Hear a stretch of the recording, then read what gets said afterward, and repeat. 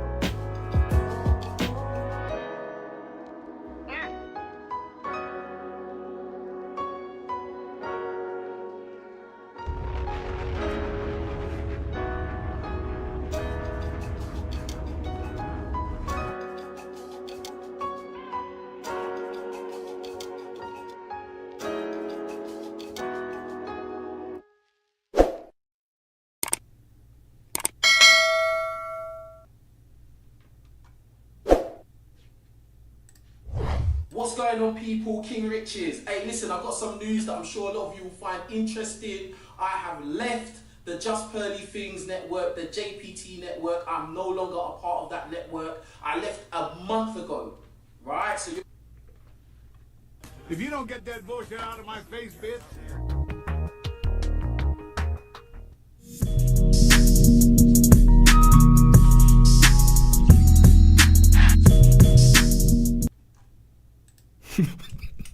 Yeah, LTTV, Blunt Talk with LT, back at it with another video.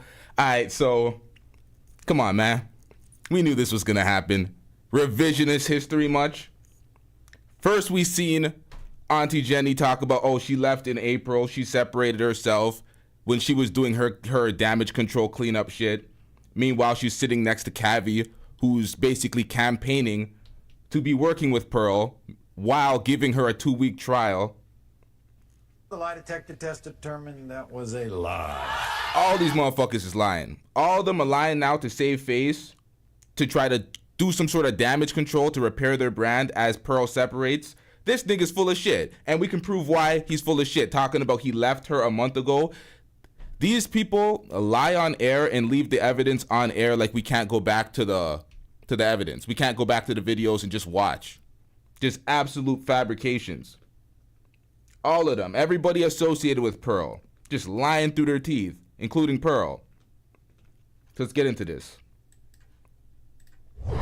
what's going on, people? King Richez. Hey, listen. What up, chat? What up, chat? Make sure you hit the like button upon entry. Make sure you hit that subscribe button if you're not already subscribed. Let's get it. Listen, I've got some news that I'm sure a lot of you will find interesting. I have left the Just Pearly Things network, the JPT network. I'm no longer a part of that network. I left a month ago, Right, so you're watching this right now, getting this news now, but I actually left a month ago. Now, a lot of you are going to be asking, King Richez, why did you leave JPT? What happened? Just Pearly Things direction is not the same direction that I want to go in. You know, I've doubled my subscriber base, you know, a lot more views, like millions of views every month. You know, I've made a lot more money, right? But it comes to a point. Now, his audio is low. Let me see what I can do to fix that, because he recorded this not on a mic. He recorded this with the camera's audio. So it's going to sound pretty bad. It's going to sound like he recorded this in the hallway. Where it works best for me, my identity, my ideas about the world, that I just do my own thing. It's actually funny because a lot of people online was talking about me being in a slave contract, being on a plantation, you know, a Suge Knight contract, and I was stuck for 3 years and all of this nonsense. And I always told you guys that's not true. And look, the proof is in the pudding. I'm going my own way. I own everything on my channel. I've always been the owner of my channel, always been the owner of the content. And I'm leaving with everything I've accumulated. I always had this in the back of my mind that this was not going to be a forever type situation. And I always had the business savvy to know not to get locked down with anybody and have the right to leave and take everything I've built with me. And that's what I'm doing right now, right? It's very important that you don't understand that. A lot of people didn't think I would have enough brain power to put myself in a good situation, but I did. But I always had it in the back of my mind that this situation was not forever, and I was not stuck in a 3-year contract where, you know, I was being extorted. That's not true. And now, you know, within the first year, you know, it's time for me to move on and go in my own direction. I just want you lot to know that nothing will be changing on the channel. I'll still be doing the podcast show with the girls and all of that good stuff, as well as all the other content, more gym content, more personal content, you know, with the live streams, talking and relating to the viewers and all that good stuff. So nothing's going to change, just a little bit of change of scenery. That is all, yeah? But anyway, with that being said, make sure you're still locked into this channel. I want to say I appreciate all the people that support, the viewers, the people that know me before Just Pearly Things, the people that met me through Just Pearly Things, and the people that are locking on in the future, yeah? Big up to everyone, keep supporting, and anyway, we are out of here. Peace. Okay, so I let him, that was his 2-minute video. I did not stop it. I let him run through that 2 minutes of fabrications. He couldn't even get a 2-minute video out speaking about the reason why he left Pearl without lying through it. So I'm going to go through the entire 2-minute video and break down every lie. So I sat there patiently. Let's get to lie number 1. Extremely submissive. So are you What is the this? narcissist? That's what I want to know. Are you the What is this? The King Richez podcast being actively shot in Pearl studio. This was 4 days ago. So you were done with her a month? A month ago? That's cap. Absolute cap. You're still in her studio. The evidence is online. These idiots just be lying out here. Oh, I'm done. I'm not in the Just Pearly Things network. You were always on your page, first of all. You were always shooting this footage on her page, on your own page. But she owned a percentage of your page, an undisclosed amount we don't know. Nonetheless, you're still in her studio. This was streamed 4 days ago. It's not like it was released 4 days ago, like uploaded. It was streamed. So you were live in her apartment 4 days ago. So you said you left a month ago? Absolute cap. Now let's get back into the footage and combat the lies.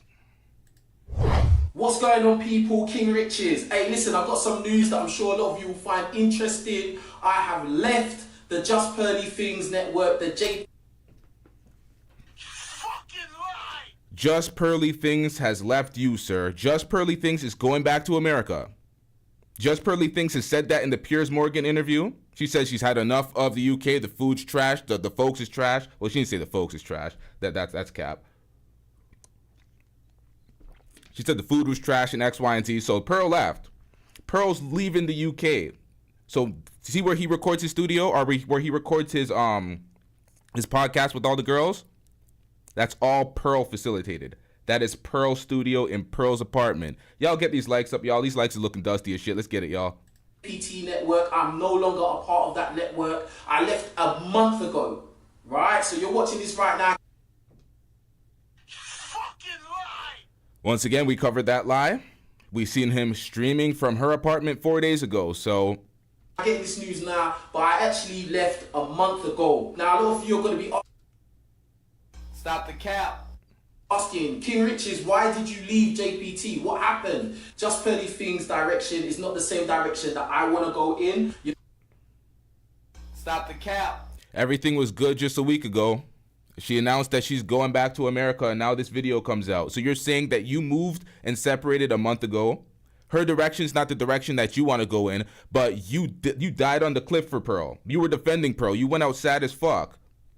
All of the evidence and all the videos are on my channel, as well as a lot of people that covered it live in time. This is the problem. When you're covering things live in the moment, and it's recorded, and it's on your channel forever, you come back to the public and lie to the public. And we're like, we reacted to this. We covered this. This is all over our channels. What are you talking about? Revisionist history at its best. So now that Pearl is getting cooked and Pearl is doubling down on her alt-right grift, not going to retract any of the statements, not going to go in a different direction of her previous statements that were considered, I want to say this word without getting demonetized, but y'all know what word I'm talking about, the R word. The monetization gets killed by that, and my last like 7 videos have been getting, you know what I mean? So it's like, it is what it is. So he's trying to now separate himself from Pearl, that Pearl is now leaving back to America. He's trying to make his image now seem like he's not with that alt-right conservative grift with the racistness. Whatever, man, it is what it is. Let's get back into this. You know, I've doubled my subscriber base, you know, a lot more views, like millions of views every month. You know, I've made a lot more money, right? But it comes to a point where it works best for me, my identity, my ideas about the world, that I just do my own thing. It's actually funny because It's a total fabrication. That's not why you're doing your own thing. You're choosing to separate now because Pearl is leaving, and you're gonna have to do it on your own. And you know that by yourself, you're not gonna continue to do the conservative grip. You're gonna do the red pill bullshit, the man building bullshit. So you know that you're not going the direction that she's going in because she's leaving to America and she's doing the alt-right conservative grip. So it's not like you're breaking up with her and going a different direction. You're forced to go in the direction that you're left with now with your trash ass audio and your shitty camera because Pearl's leaving with all the infrastructure. Like, come on, man, what are we doing? there's a lot of people on. He may have a studio, but he chose to shoot this video with the camera with no real audio source. Line was talking about me being in a slave contract, being on a plantation, you know, a Suge Knight contract, and I was stuck for 3 years and all of this nonsense. And I always told you guys that's not true. And look, the proof is in the pudding. I'm going my own way. Stop the cap. Now, he said the proof was in the pudding. Pearl said that she would sign up for, was it 1 to 3 year contracts? And then they could, what did she say? She said that they can break the contract, or she can break the contract at any time. I can't remember the details. The details are in the video. Nonetheless, this doesn't absolve, no, it doesn't negate that at all. Own everything on my channel. I've always been the owner of my channel, always been the owner of the content. Stop the cap. Once again, another lie. We do not know the correct percentages. We know what Sarah Garvey was given to Pearl as an option. We do not know the percentages, but he did not own his channel. Pearl even said it. Pearl slipped up many times in these interviews, and come on, man. This is why I should have clipped up certain things for this, so we could have just referred right to it, and I don't have to be like, oh, it's on the channel. It is what it is. When I cut this up into a clip, I might have to bring back some evidence. And I'm leaving with everything I've accumulated. I always had this in the back of my mind that this was not going to be a forever type situation. And I always had the business savvy to know not to get locked down. Now, y'all are saying, hold on. Y'all are saying he has no studio. I've seen him live stream before from his bedroom. I don't know if it's his bedroom, but we've seen him live stream before from a dark room with a mic.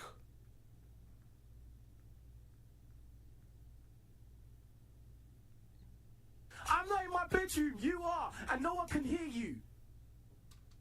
with anybody and have the right to leave and take everything I've built with me. And that's what I'm doing right now, right? It's very important that you don't understand that. A lot of people didn't think I would have enough brain power to put myself in a good situation, but I did. I always had it in the back of my mind that this situation was not forever, and I was not stuck in a 3-year contract where, you know, I was being extorted. That's not true.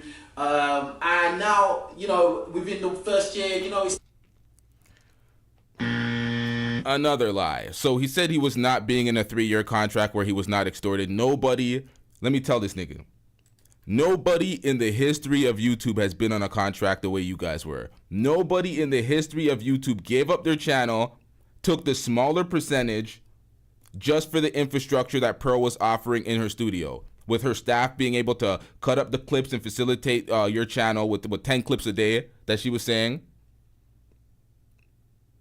Nobody was doing this. People are actively, to this day, renting out studio space while owning their intellectual property, owning their channel, owning all the content.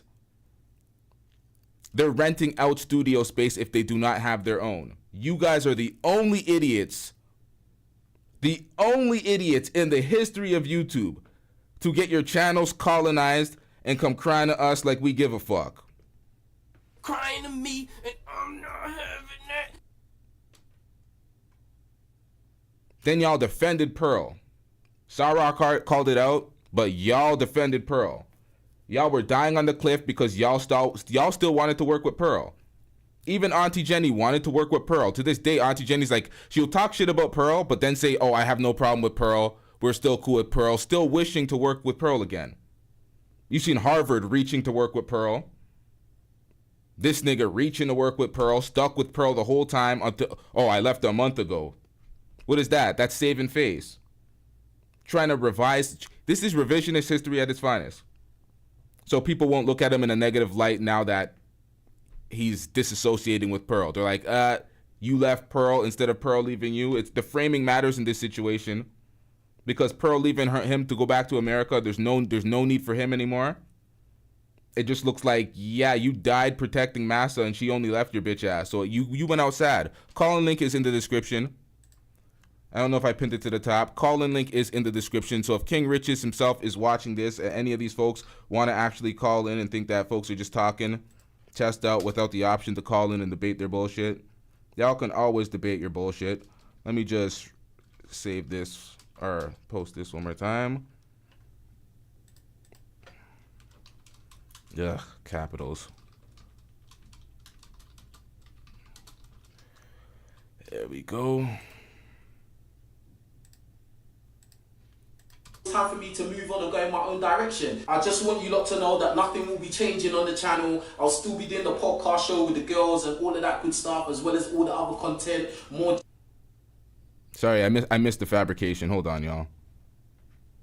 To move on and go in my own direction. I just want you lot to know that nothing will be changing on the. Yeah. Now, we just seen his last video shot in the studio of Just Pearly Thing Studio. That's not going to happen anymore. So he says nothing's going to change. The entire infrastructure's gone. Hold on. I think he said, hold on. Never mind. Hold on. The channel. I'll still be doing the podcast show with the girls and all of that good stuff, as well as all the other content, more gym content, more personal content, you know, with the live streams, talking and relating to the viewers and all that good stuff. So nothing's going to change, just a little bit of change of scenery. That is okay. So just a change of scenery. So that's why I had to wait. I'm like, wait a minute. He could have cleaned this up by saying a change of scenery, but nothing else is going to change. So he's going to try to facilitate the same show with his own infrastructure. I don't know if he has what Pearl has, but let's see if he can pull it off. Maybe this way would actually be so much better for him. Standing on his own twos as a red pill content creator, talking about men improvement and men should be doing this, men should be leaders, all the bullshit that they talk about in the red pill space. It would be a lot better for him to stand on his own twos and actually do it. But it's a little too late. People see through the finesse. People see through the weakness. You tap dance for Massa. Folks weren't having that. You already tarnished your reputation in many folks' eyes. Maybe some of the little incel dweebs might catch on and hug to your brand like they do to Fresh and Fit, but you know what I mean?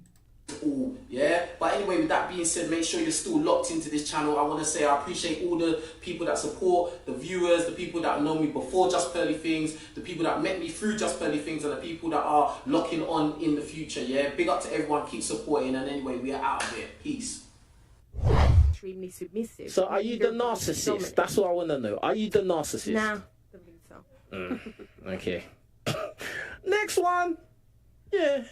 Am I a narcissist? No, I'm not. Why? Because I own my bullshit. Like what you were saying, if I've done something wrong, I'm accountable for what I've Talking to the mic. Sorry. If I've done something wrong, I'm accountable for what I've done, so I own my bullshit. When's the last time you was held accountable and you was like, yeah, hey, it was me, yeah? The other day. What did you do? What did you do? Oh, it's... No, I mean in terms of a guy. In a guy? Yeah. I'm Nazarene Veronica, and, well, I wouldn't say We don't care. Let me tell you, we don't care. Okay, so this is his show, shot in Pearl Studio 4 days ago that we were speaking about. So when he says he left a month ago, the proof is in the pudding. Like, you might want to take these live streams off of your channel when you lie about things. Oh yeah, I've separated from the brand a month ago, revisionist history. Meanwhile, on your channel actively, it says 4 days ago live stream, and we can see this is Pearl's apartment. I got multiple angles to confirm that it wasn't like him just trying to replicate the apartment. This is Pearl's apartment confirmed.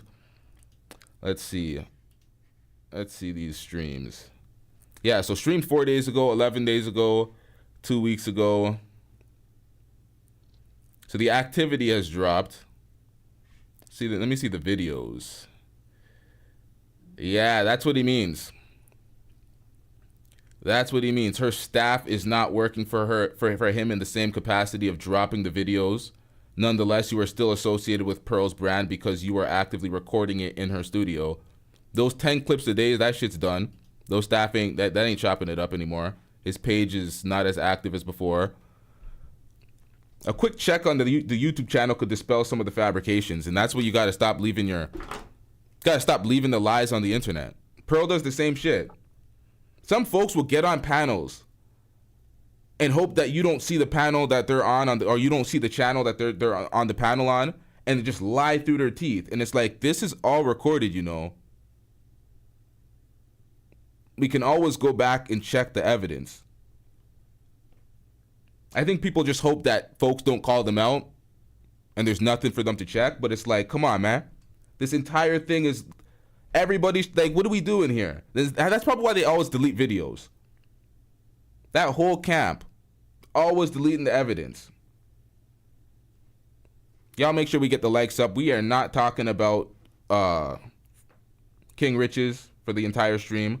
This is actually a compilation stream. We have a bunch of topics to speak about, a bunch of things to cover. Let's get it. No, I think I care too much about other people. I'm very empathetic, and I'm very good at seeing, like you said, where I went wrong and owning up to it, and then just having a conversation and, you know, reaching a conclusion through having a good, healthy conversation. Are you the submissive type then?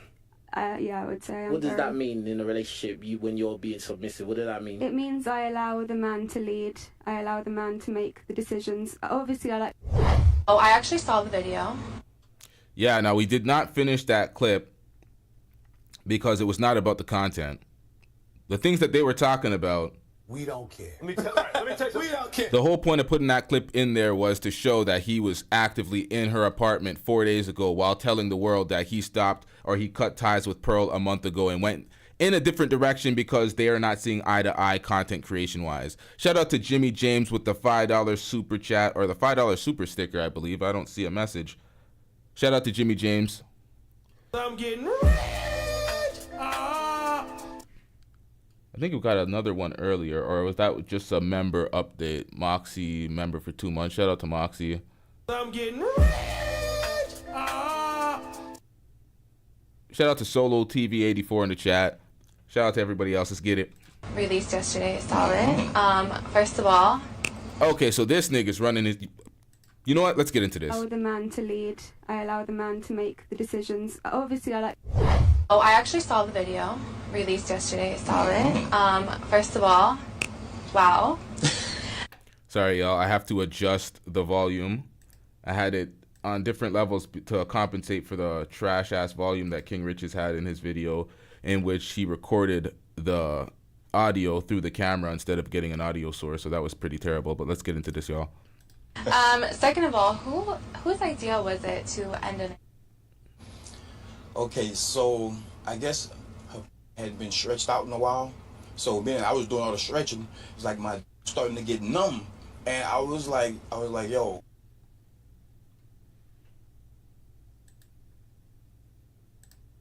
Yesterday, I saw it. First of all, wow. Second of all, whose idea was it to end an? Okay, so I guess her had been stretched out in a while. So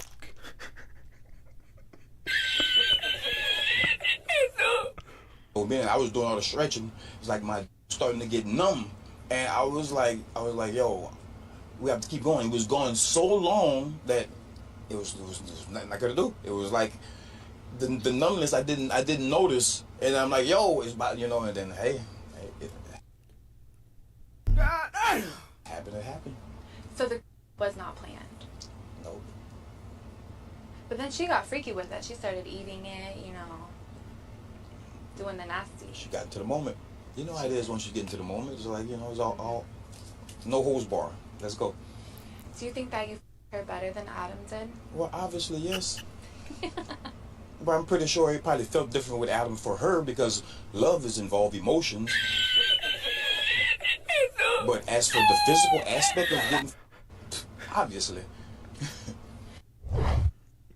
Now, what in the fuck is going on with this? I know they're milking the situation. Adam's running around acting like he's cool with the situation. I've heard some pretty bad takes on the situation. O'Shea did a video that I left a comment on saying how bad the take was. It was like the worst O'Shea take I've ever heard in my life. I did not expound in the comment section because I'm going to do it here. The take was egregiously bad. Leaves Adam... It leaves him very unaccountable. If it was anybody else, they'll be... Man. Hold on, man. Hold on, y'all. We got to get back into this real quick because this is a violation. This is a violation. This guy was already laughing at Adam. He said he couldn't be him to Adam's face. Said he would not do some shit like this. And now he's clowning the situation. Adam had... Y'all have to understand. I've been covering a lot of Adam and Lena related shit. So I have a lot more insight to this situation than a lot of folks do because they're not paying attention. Adam had a clause. She was not supposed to eat no goddamn nut. She wasn't supposed to get nutted in her face. She wasn't supposed to kiss him. All that intimate shit was supposed to be out the window.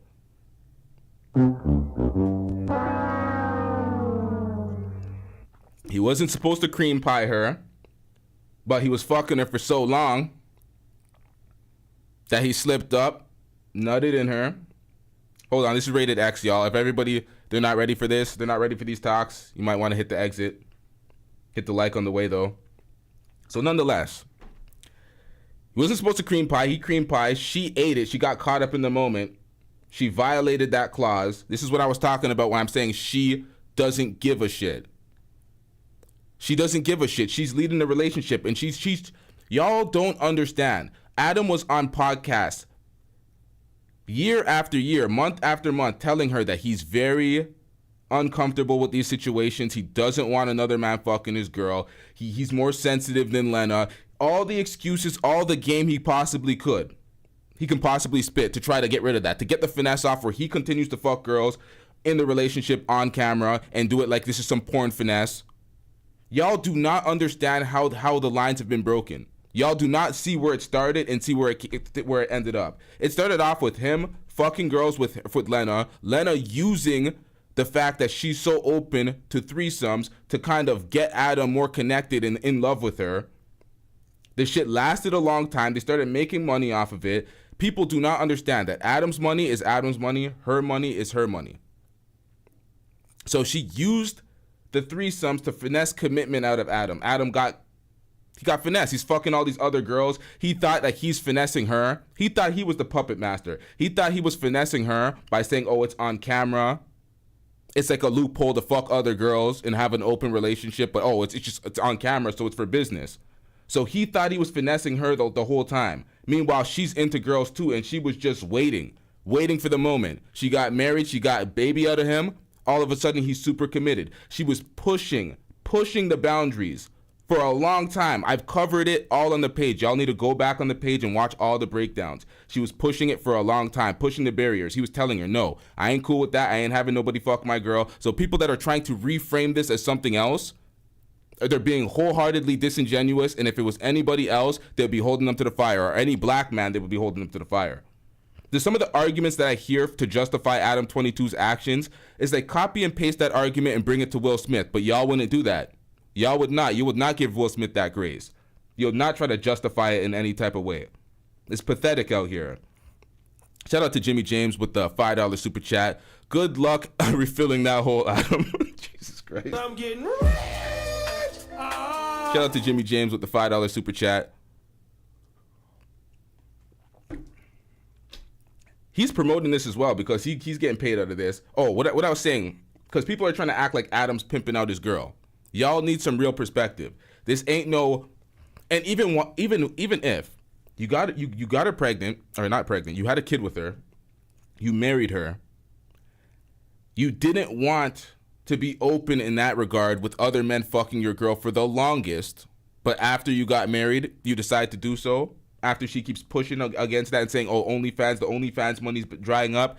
Y'all have to understand, their money is separate. His money, they're married, but his money is his money, her money is her money. The OnlyFans it's on her OnlyFans. It's not on Plug Talk. It's not the connected thing. This is her money. Fucking this guy only made Lena money. So when Adam comes around with the, oh, I'm buying you a car type shit, only for my queen, acting like he's cool with it on some Destiny open relationship shit, Adam is inside devastating and trying to hold this face so he can play it off. The man, there's so many signs. Even in the interview when he was, oh, I don't want to keep talking about this. Why not? Aren't you promoting it and getting the bag? Why don't you want to talk about this?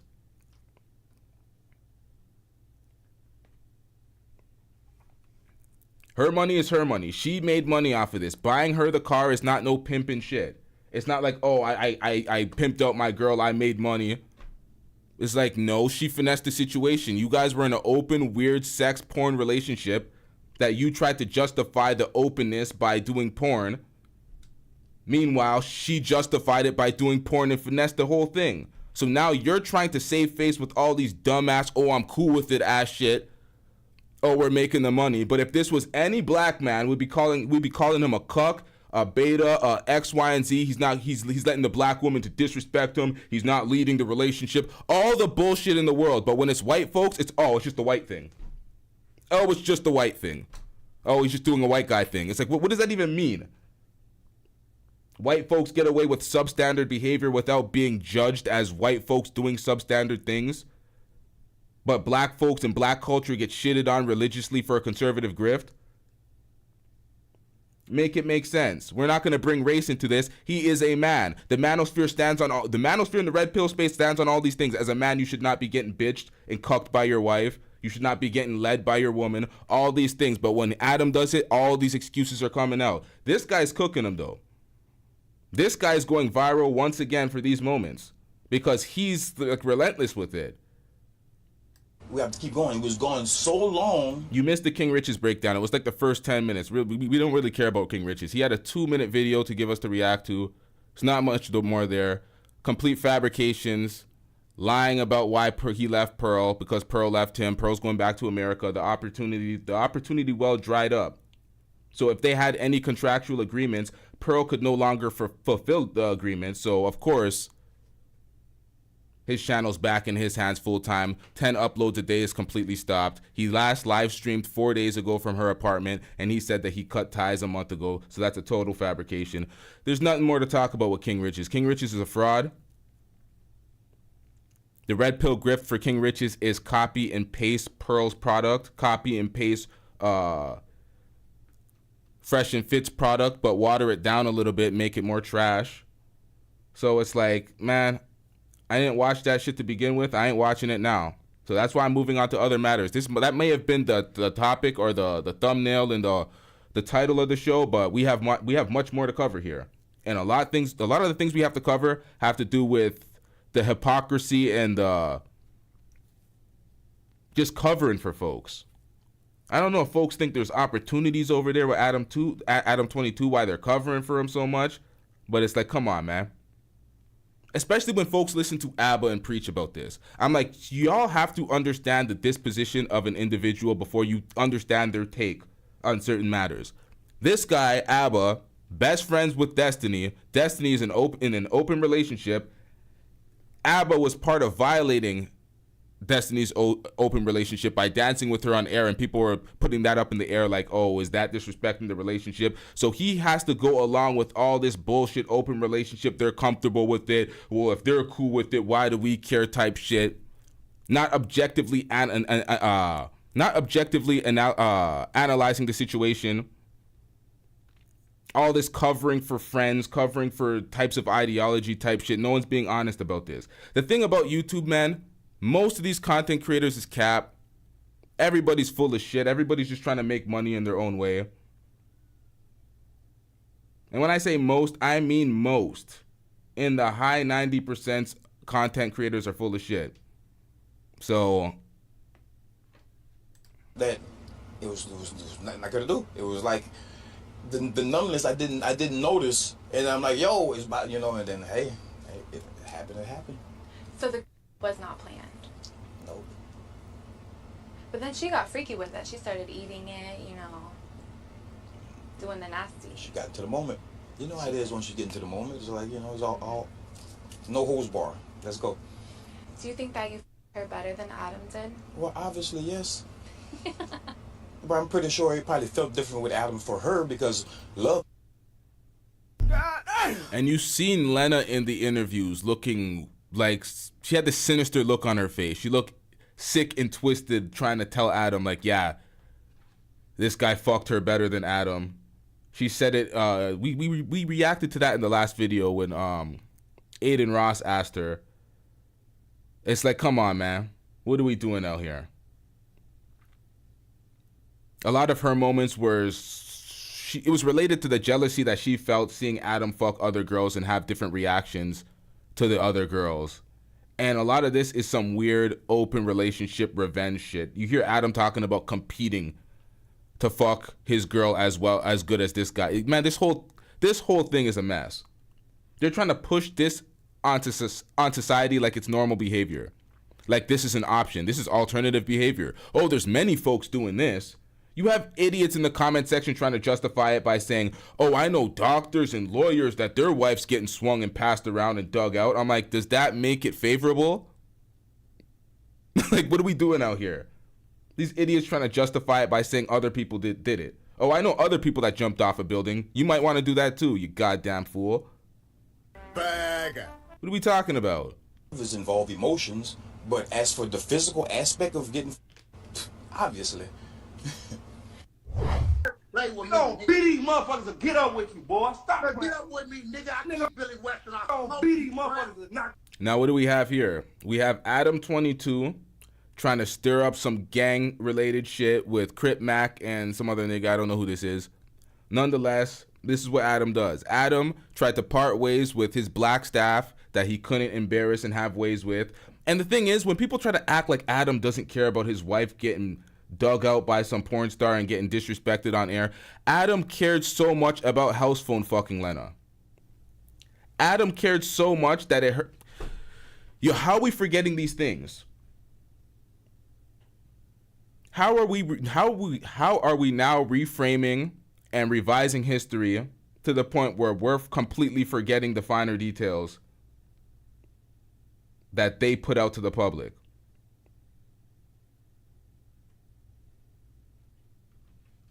Homie, I love, nigga. Fuck is you playing with, boy? Stop playing with Fuck me, nigga. you, cuz. That little Fuck ass your mama. rag you got on Fuck your your mouth. Hey, granny, take that motherfucking nigga. rag off Yeah, too, from boy. your family. You disrespecting the Crip. I Only look- fuck with the real I don't Crips, give boy. a fuck. Stop I'll whooping spit like on you, that. nigga. You be whooping. You be I'll whooping. spit on you, I'll- nigga. Now, what is this about? What we're seeing here is because shows like Back on Fig and Community are doing 7.5 to 10K live viewers every damn episode. The staff at No Jumper that used to be at No Jumper, they're killing it with original content, diversifying the content, many clips, many live shows. There's a show with Smack and Heather. They're doing like a food drinking show. Like there's all sorts of shows going on that network, and they're killing it with organic content. Adam now was struggling. He was struggling, dusting it up, trying to do that same conservative grift, that same, oh, we're going to be having these open-minded conversations with Destiny and other folks. And he tried to go that direction. It failed. It fell flat on his face. So he tried to talk about, oh, all they were doing was talking about hood shit, degenerate shit, basic things. They weren't sticking on topics. They weren't covering anything. They weren't speaking anything of substance. Meanwhile, their shows are thriving.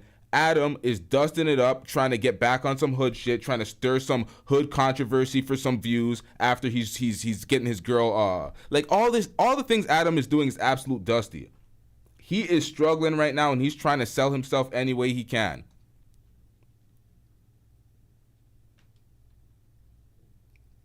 It says Adam's acting out now, pure desperation. This is all desperation.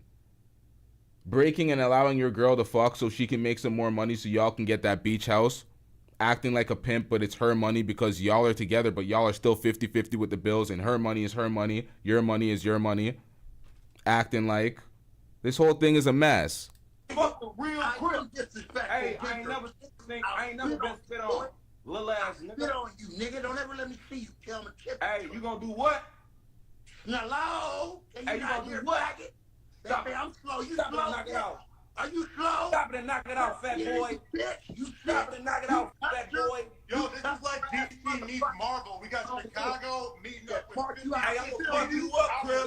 You think you can fight? I think you've been working out and shit. That's it. You hear this idiot? If you don't get that bullshit out of my face, bitch. Fat boy. Yo, this is like DC meets Marvel. We got Chicago meeting up with Hey, I'm gonna fuck you up, Crib. You think you can fight? I think you've been working out. And these niggas is dumb as hell, man. Why are you feeding into this? Why are you letting Adam 22 platform with 4 million subscribers egg y'all into y'all hood niggas from hoods that aren't even in the same city? All this bullshit ass, this tough talk online to what, entertain Adam and his crowd on his IG live. Folks be doing this. Folks be going outside. They probably don't even know each other from a hole in the wall. He's just crashing out for this nigga. I don't get why folks do this to themselves. That's why I'm not standing up for these niggas. Y'all are just going outside. I don't know this guy right here. I've seen Crip Mac on No Jumper, but anybody that's being a minion for Adam right now is going outside.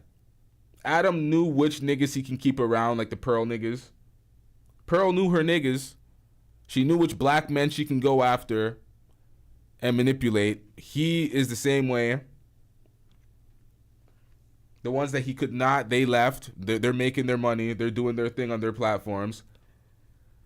But let's get to the take that I wanted to combat, because O'Shea dropped a video making all sorts of excuses for Adam. I was so surprised when I seen this video. I'm like, what kind of framing is this? I'm like, hold on, man. I'm going to bring this up.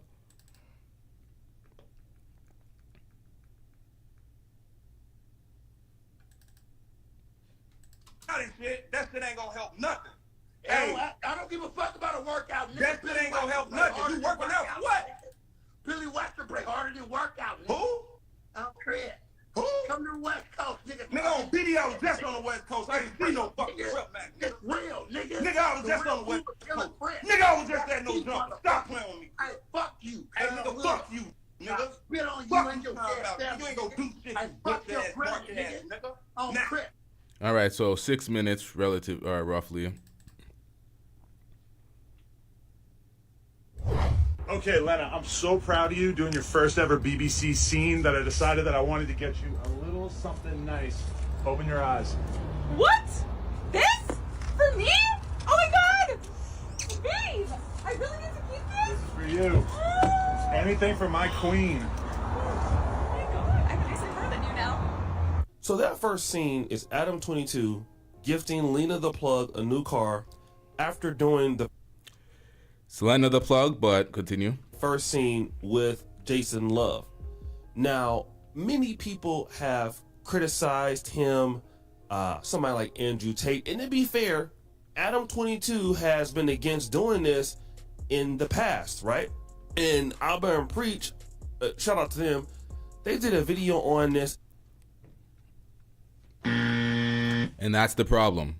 He got the insight from Abba and Preach. Abba and Preach with their bias. Well, it's not even Abba and Preach. It was just Abba.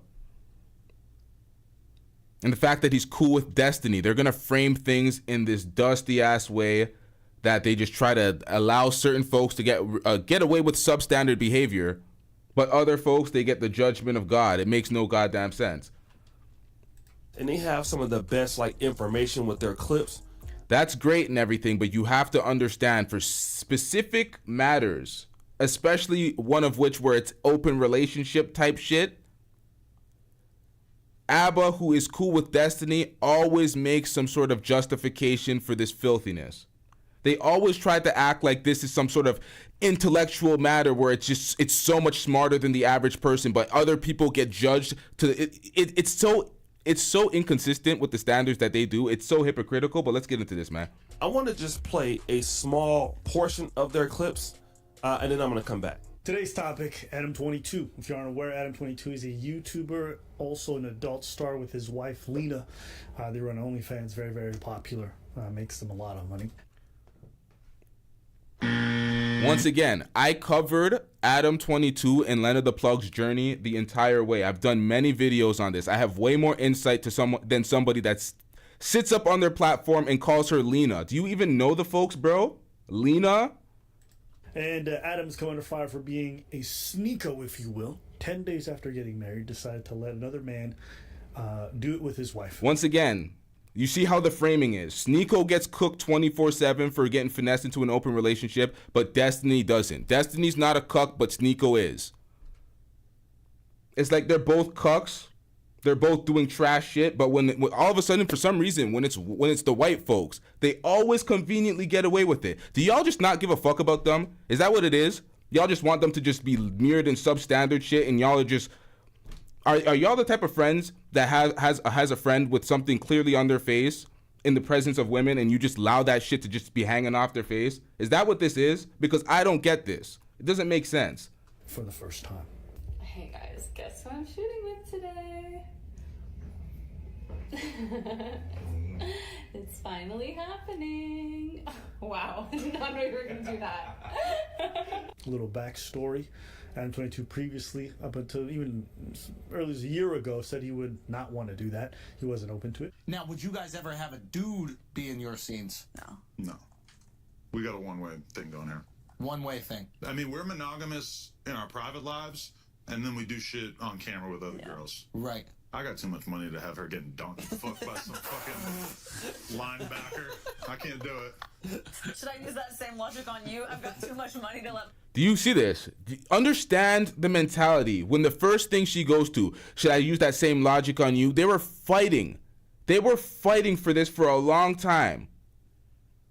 And y'all just didn't want to see it. But I covered this all, and I've seen the truth. People want to be completely naive to the truth. My man do this. If you want to cancel Plug Talk? Now, at this time, when he was making all that money in the world, when he was on air talking about, oh, I make $1 million per month, and he had all the employees underneath him, everybody that works at Community, back on Fig, all those characters, AD, T-Rel, all of them folks, that's when he was making money, laughing it up. Oh, we want to cancel Plug Talk, blah, blah, blah. No Jumper ran into some rough times. Things were looking kind of dusty. He has a lot of overhead to maintain. Things became a little desperate. So what does he do? Agree to some shit like this. Let's get it. Changed his mind recently.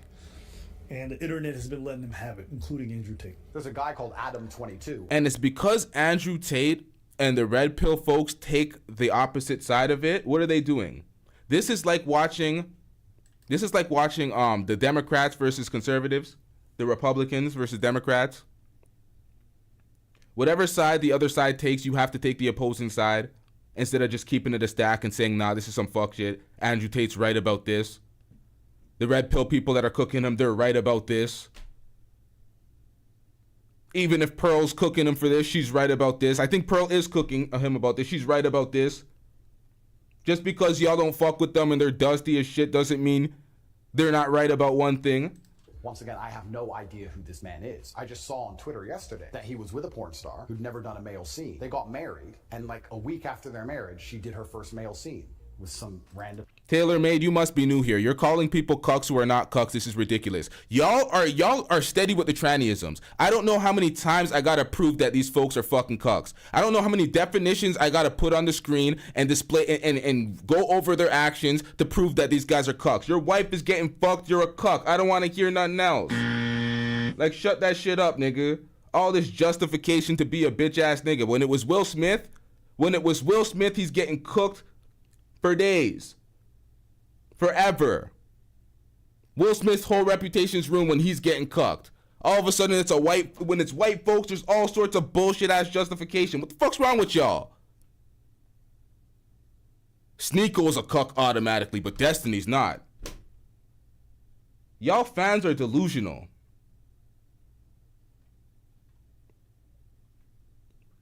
Sneeko says he does not like seeing his girlfriend have sex. You don't know what the fuck a definition of a cuck is. You have no definition of what a cuck is. Or no idea what the definition of a cuck is. I'm not doing this again. I'm not outlining it. Go back and watch past videos with your stupid ass. ...do, and he's on a podcast defending it. Did his wife have sex with somebody else? Correct. Why? Like... This is the level you could, but this is what the Matrix wants from. She's gonna do it without his approval anyways, is a fact. She was gonna keep pushing up on that boundary anyways, it's a fact. She even talks about it. Once one person's in, the cat's out the bag now. She's gonna continue, even though he even said, if I'm not cool with this and I'm comfortable with this, can I stop this? And then she finessed the whole play. Did y'all not see the interview? She finessed the play. Well, people are getting bored of seeing me. It doesn't matter how many different positions I do. If it's the same person, blah, blah, blah. It's slowing down the OnlyFans money. Sometimes y'all. When someone said the audience is stupid, I should have just let them say it. Because sometimes y'all are idiots. Like, half of y'all obviously are holding it down and understand shit. But come on, man. Sometimes the idiots get through and they just annoy me. Jimmy James with the $2 super chat. Shout out to you. LeBron James fans are more delusional. I just said shout out to you. I just got finessed. I'm getting... LeBron James fans are more delusional. Yo, man. If you don't get that bullshit out of my face, bitch. So what is LeBron then? LeBron James fans will always say LeBron is either the GOAT or number 2. Even LeBron James fans will put him at number 2, and some of them will put Jordan over him. So when you say LeBron James fans are delusional, are we not correct? Is he not number 1 or number 2 all time? Oh, shut up, nigga. All right, this is not about LeBron. Let's get back on topic, y'all. Shout out to Jay the Informant with the $2 super chat. I'm getting rich. Adam looks like a full struggle in that shot. And what? Oh, Andrew looks like a full struggle in that shot. Yeah, I read that wrong. Jesus Christ. You as a man. They want the woman in charge and the man below with no backbone, because if the woman's in charge, they can emotionally affect her. They can scare her. This is why we have birth rates declining, porn, women who are running around sharing one man with no intention of having children. Like, where do we think this is going to end? So guys, I see so many people making commentary about this. Like on TikTok, if you read this one guy goes, bro, and he kissed her lips. You see X when the humiliation ritual check hits. But of course, some guys got it right. This is all fake, in my honest opinion.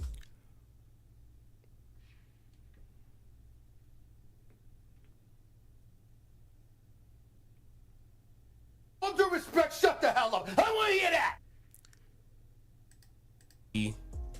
X when the humiliation ritual check hits. But of course, some guys got it right. This is all fake. Hold up. What is this shit? This is all fake. What are you talking about? This is all fake? I've seen him do it. The video went viral. The video is on her OnlyFans. The video is in the Discord. What are you talking about? This is all fake. You know what? Let's continue. What is he talking about? In my honest opinion. And I want guys to understand the methodology of thinking about what's happening here. Adam 22 and his wife, whether you agree to it or not, have a different style of relationship.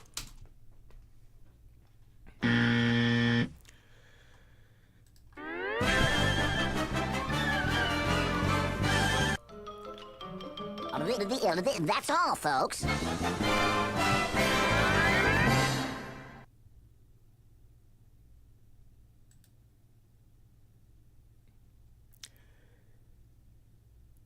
Do you hear the idiocy in the comments from TaylorMade? Exactly. Every relationship's not the same. Of course, genius. Of course, every relationship's not the same, you dumbass. What kind of dumbass statement was that?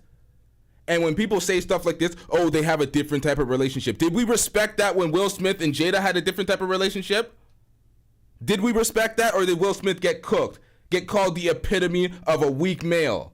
This is why black men are losing. Black men are X, Y, and Z. What the fuck happened to all that? But all of a sudden, when his wife's getting porked, when she has her money on her own side, and they're not sharing money together, this ain't no pimp situation. Don't try to justify it. All this justification. They have a different types of relationship. Well, duh, genius. They have an open relationship that's not respectful. They don't respect the sanctity of marriage. What are we talking about here? All this copium. Yo, TaylorMade, what are you, a man or a woman?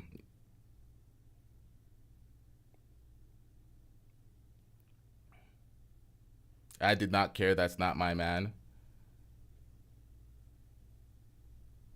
That's not my relationship. Why would I care? Because we're doing social commentary, and what we say influences generations of folks, or maybe not me per se, but like the folks that do social commentary. Like, people just say the dumbest things in the world. I'm going to stop paying you attention, bro. You're slowing down the show. That is not like how we would do things. All right? They live a weird life. I'm not letting no dude smash. You hear that? They don't do things the way we do it. They live a weird life. And that's why we are judging it and putting it in the proper context that it belongs in. This is weird shit. This is substandard behavior. Y'all should not be emulating this behavior and acting like it's good. Acting like what he said about his daughter being an OnlyFans model is acceptable. Like this should be influencing generations of folks. My wife, but that's not what he's thinking about. And everybody says the same thing. I wouldn't let that happen, but you're justifying this? A relationship that is not like how we would do things. All right? They live a weird life. I'm not letting no dude smash my wife, but that's not what he's thinking about. And again, that's how most of us as black men think. Oh, man, you see, she'd rather be with the black guy. You know, yeah, because that's some kind of achievement from us. You know, a black guy being able to sleep with some, you know. And this is why these takes they annoy the shit out of me. Because it always comes back to race. Oh, black men, we're doing black men. It's not about black men. It's not about white men. It's not about the fact that a black man fucked his girl. It's the fact that another man fucked his girl. He's married. We're in a monogamous relationship. It's just work. It's not real. What are we doing out here?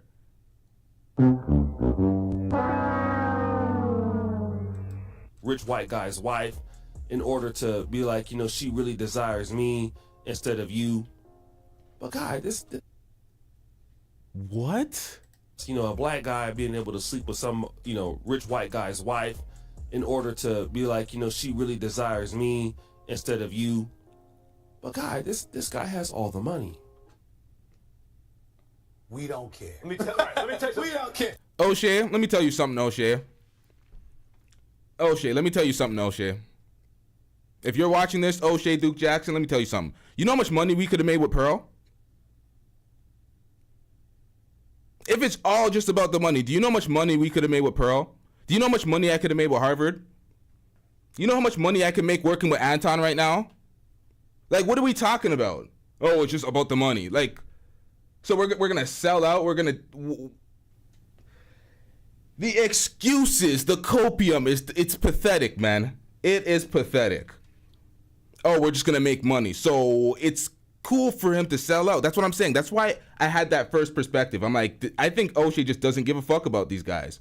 I think O'Shea's just trying to sell their community the problem, lead them astray, because O'Shea covers black topics, right? So he's like, let the white folks sell out, let them act like it's okay. Like, is that what he's doing here? Because I don't get it. I would not see this take for a black man ever.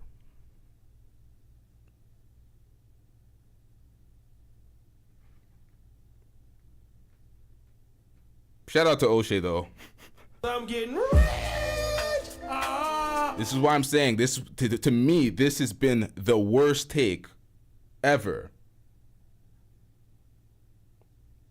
Call in. Chi Apaz. Call in.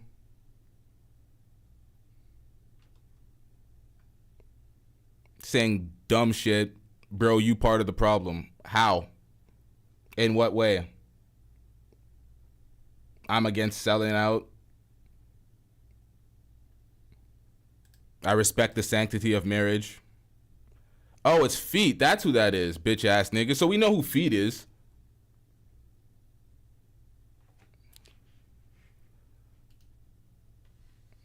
You're stupid ass the fuck out of here. Nigga calls every damn show.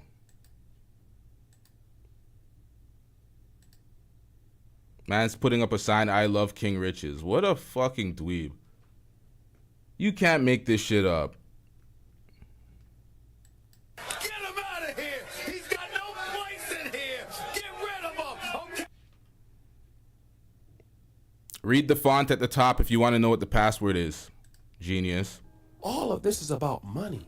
Him and the wife, it's about money. She's not gonna leave Adam 22 to go to Jason Love. Jason Love can't give her the quality of life. And do you hear that? It's all about the money. She's not gonna leave Adam for Jason. She's gonna always come back home, right? So she's gonna be fucking on her spare time, but she coming back home to Adam, right? Just like a woman. Oh shit, what is this? This is filthy work. You're trying to lead this nigga astray. You're trying to let him be cool with all this so we can keep cooking him. Because what is this? This makes no goddamn sense. Chi Apaz, stop talking about it, be about it. Call in, pussy. I always talk to brothers, and brothers a lot of times think that everything is about the BBC. When a black man wants to really discover himself on the pedestal of what he needs to be doing in the world, we always break it down to how athletic we are, how handsome we are or not, and how... We don't care. Let me tell you, we don't care. The points he's making are so bad. This is what I'm saying. This is literally the worst O'Shea take of all time. What does any of that have to do with the fact that he is allowing his wife to get porked by another man for her financial benefit? Not his, for hers. How good we are in bed. That's what we break it down to. We break it down to those particular points. In we don't care. Let me tell you, we don't care. That order. It could not be in that order, but a lot of that is, I don't really have to build industry. I don't really have to build productivity. All that I need to do is to be able to say I slept with your wife or your girlfriend. That's the equivalent. Now, what does this have to do with the black men building in? What does this have to do with black men? This whole take. This right here. We have to build industry. I don't really have to build productivity. All that I need to do is to be able to say I slept with your wife or your girlfriend. That's the equivalent. And guys, that's not how they think. Do you know how I'm not trying to be racist here at all, right? But white people in general, like, think about how the white man brain works in comparisons to a lot of us as brothers. White men can even integrate with black people to a certain degree. Have sex, get married, have kids, mix kids, still keeps his power. Like, these are the people, think about it. The reason why you can... What? What in the fuck does that have to... Date and marry white women and have sex with them because white men allowed it. Do y'all understand that? Shout out to Brother George Macon. Like, they allowed it. Who do you think came up with the idea of interracial porn? It was not black people who came up with that. It is white people who came up. What does that have to do with your wife getting greased by some random nigga? What are we talking about? With that. And what they would love to do is monetize the black men's phallus. Monetize the black man's phallus? You understand that he paid Jason Love 2 times more than his average going rate. Jason Love charges $4,000 per shoot. Adam paid Jason Love $10K to fuck his wife. So his wife's OnlyFans money, or her OnlyFans would go viral. That's what they did it for. What are we talking about? Shout out to Brother Jumbie with the $10 super chat. I'm getting rich. Literally has nothing to do with brothers. Super weird take, G. White savior complex deflection. Yeah, this is from O'Shea. This is a very bizarre take. That's why I had to think about this. I'm like, is this what you said, white savior complex deflection, or is this just looking at white folks like I don't know, man. I don't know. They don't care about that. That's not, like, you gotta understand. If they didn't want you dealing with their women, then you wouldn't be able to do it. It was a point in time. You hear this? Man, this is that, yo. If he didn't want you dating or doing it with a woman, he wouldn't do it. He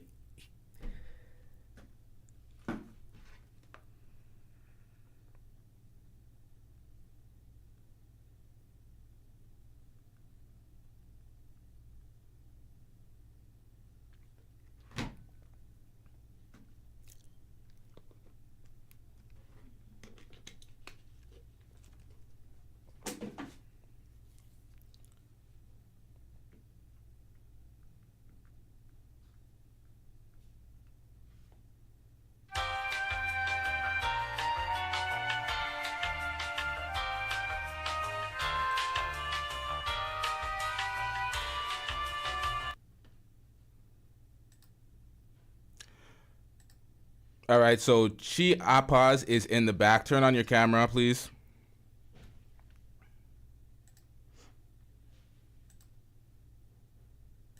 You are unmuted. Turn on your camera, please. What you need I need my camera for to let a message through. You need to see me to get the message, bro? Learn the rules, bitch nigga. Turn your camera on. Oh, yeah. I'm sorry, Phil.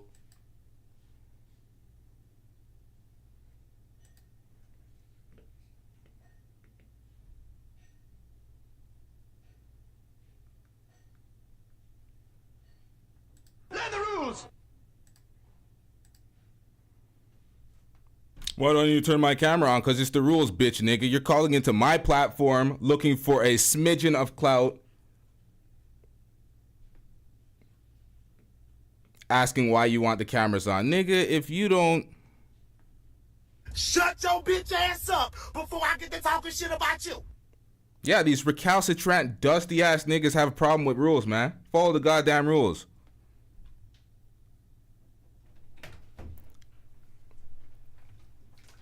Thank you. Thanks. Hey, yo. Thanks.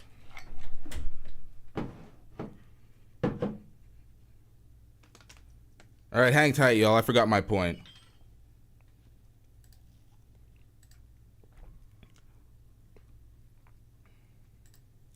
No one can hear you. Can you hear me now? We can hear you. You can hear me now? Hold on. We can hear you, Feats. We can't hear you, Feats. We're not gonna hear you, Feats. You might as well leave. We're gonna add Chi Apaz to the call. All right, so what you got, man? You were talking shit in the chat. What you got, man? I ain't talking shit. I've been fucking with you for a minute. I'm just trying to edify you. You must be from the Caribbean, right?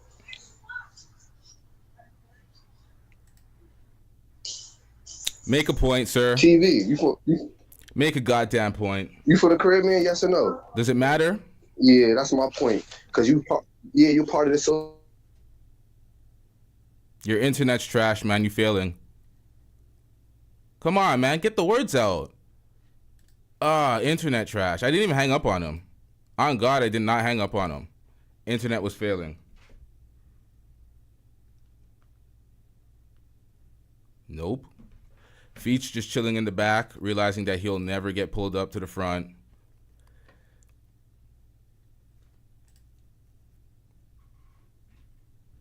Nah, people just wanted to waste time. Yo, call back if you're going to call back and make a point outside that I'm Caribbean, because I'm not Caribbean. As in my parents are, but I am born here. So people always they like to make that dumb point. I'm like, what is the relevance to that? Wait, what point? I ain't hear you because I was in and out. Go ahead. Hold on. Let me read a super chat.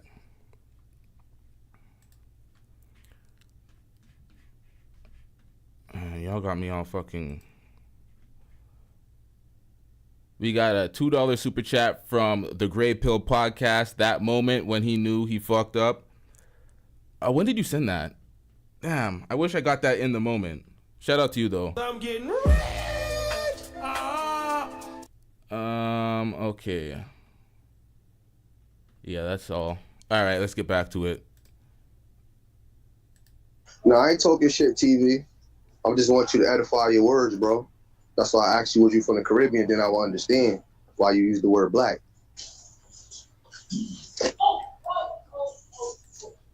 And I'm glad Adam Shorty getting smashed out too. Why I use the word black? In which case? I'm so lost. What are you talking about? For instance, right? You got a good platform. I like the topics you talking about. Oh man, fucking internet, bro. Get on some Wi-Fi, bro.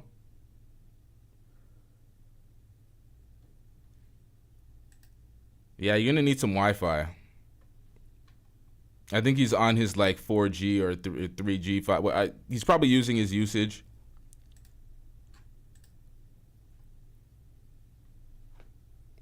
He's trying to call back in. Yeah, try to stabilize your internet before you do it, because it keeps dropping. Every time you're about to make a point, it keeps dropping. Shout out to what just happened? Anti-Gravity 74 with the 5 gifted memberships. Shout out to you. I'm getting rich.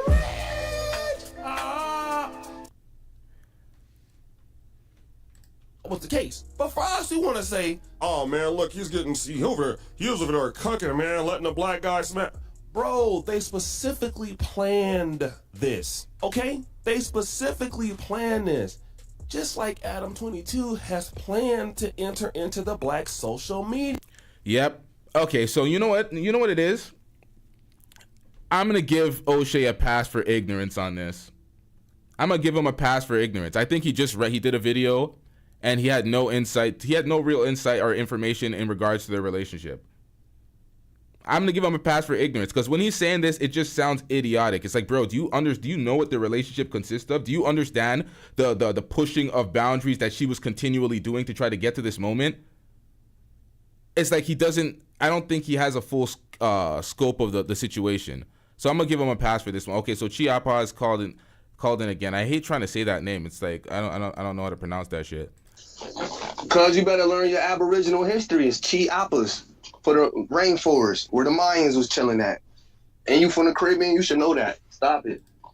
But anyways, I just want to say, keep up the good work. Just change your don't speak them word spells on your platform so you can get more views. Do you realize how retarded y'all sound when you say shit like that? You're gonna insult somebody and then say, "Yo, keep it up," like we're supposed to hear that or care about that. Nigga, if you don't get off the platform, the fuck? What's wrong with people? I don't know what type of bitch ass niggas y'all be chilling around. Like, that's for your friends. If you don't know somebody, you don't just disrespect them casually in a conversation and think it's cool. Learn how to have a conversation. Fuck around with folk.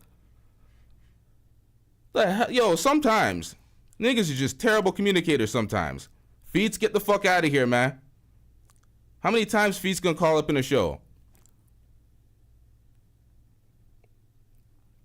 Shout out to Win, Lose, or Rug with the 5 gifted memberships. Shout out to Anti-Gravity 74 with 5 more gifted memberships. Jesus Christ. Shout out to y'all. I'm getting rich.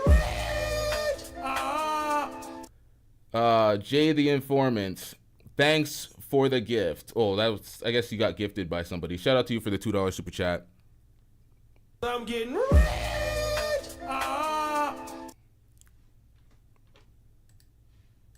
Media game. Now they're just doing the same playbook that he's been doing in black social media and taking it to black porn.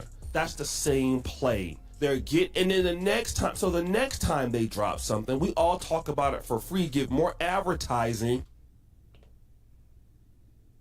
No, you ain't. Shout out to Michael Jamal with the $5 super chat.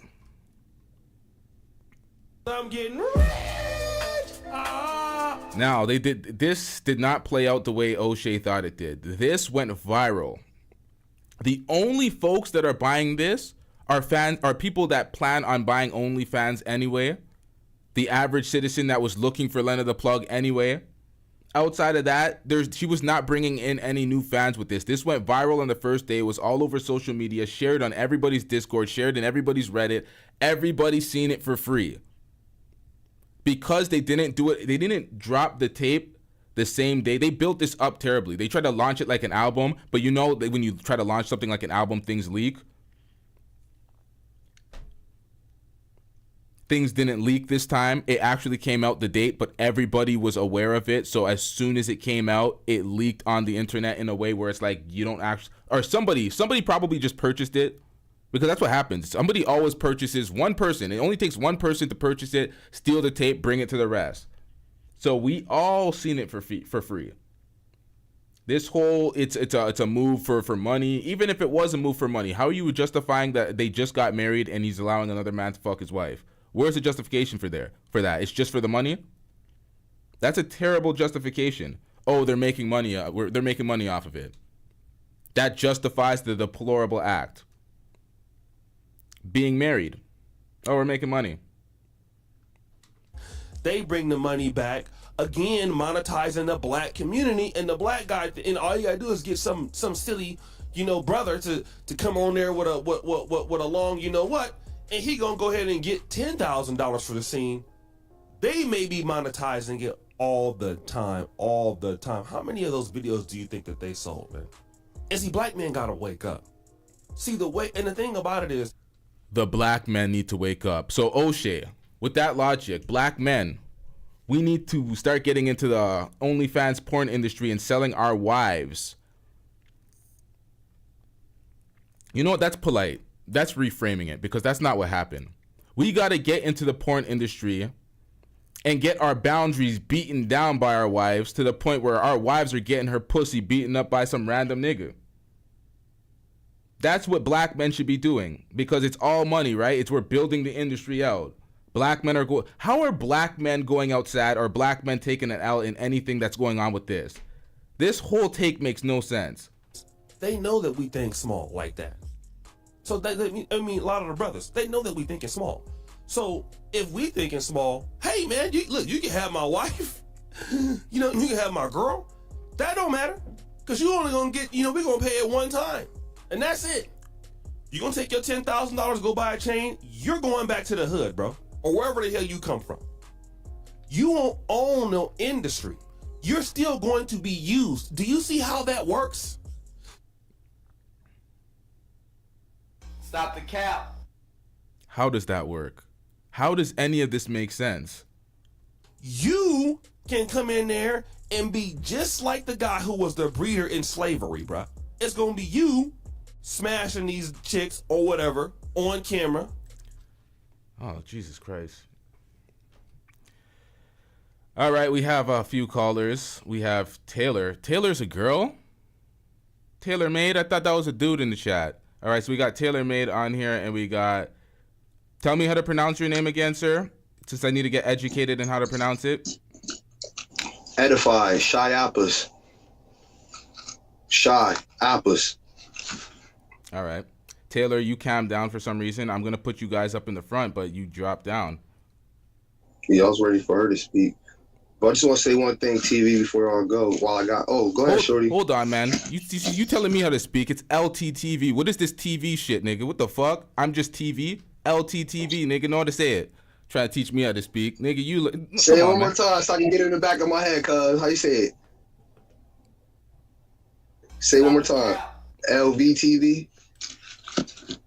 I got you. Shout out to Marcus with the $2 super chat. He says, salute LTTV. Okay, LTTV. Bro, you just here to waste time? I know you've been fucking with me the whole time. That's why I've been cussing you out. I know you're here just fucking with me. Nah, I love you. I ain't no troll. I just want to edify you. I just want to say thank God that Adam and his girl don't represent our culture and our nation, though.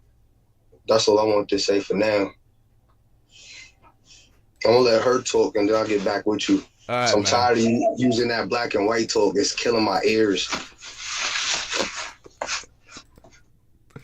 Yo, folks are fucking confused, man. I tell you when you can work, what contract you can get, and I'm going to monetize you. I'm going to make hundreds of thousands of dollars off of you sleeping with my white wife. And I'm going to troll people because I just don't care. Again, I'm using you like I use. Yeah. Stop the cap. Yeah, I think Adam hired O'Shea for PR here. I think he hired him for PR because this is bad. What type of take is this? Shout out to Grey Pill with the $2 super chat. I'm getting rich. There's LTTV. He not related to me, bro. LOL. Yo, I am not keeping up. I don't know what that was in relation to. I'm completely lost out here. I read Marcus super chat. All right, let's get it. On YouTube, I take all you rappers, and I'm speaking like I'm Adam 22. Think about the conversation he have with his friends. You know, and again, you saw at the wedding, he didn't invite y'all.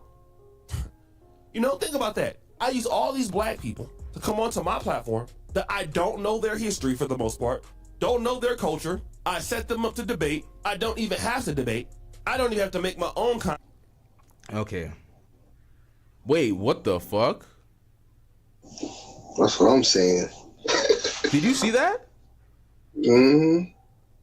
Hold on. We just witnessed. What did you witness? Hold on. I'll bring you up on the screen. What did you witness in the back there with Feats' screen? What happened? It changed name and... I love... Oh, somebody else coming on. That's what it was. Oh, no. I thought Taylor switched into Feats, and I'm like, yeah, yo, we're me solving... Yeah, that's what I thought I seen. All right, I'm going to have to take calls after because I want to break down this video, and y'all are slowing me the hell down. And Taylor's struggling to get a connection. Yeah, I'm going to drop you to the back.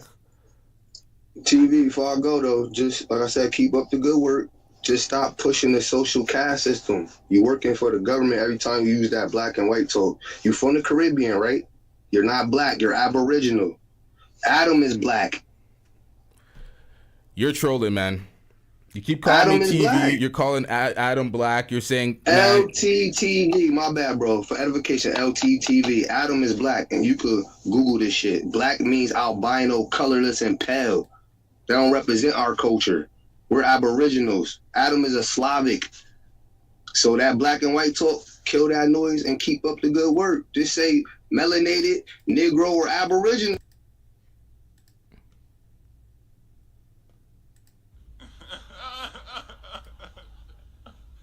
If you don't get that bullshit out of my face, bitch. Yo, stop trying to indoctrinate me on your belief system, sir. I'm black. I'm black. Adam is white. I'm a nigga.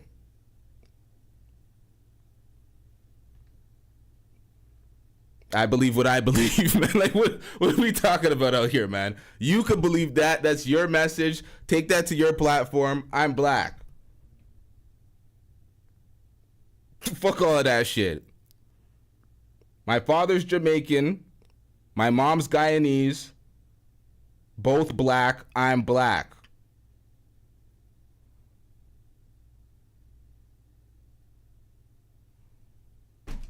Not this Aboriginal shit. You can believe you're an Aboriginal. Great. I'm not. Taylor, what's up? Oh, hey, what's up?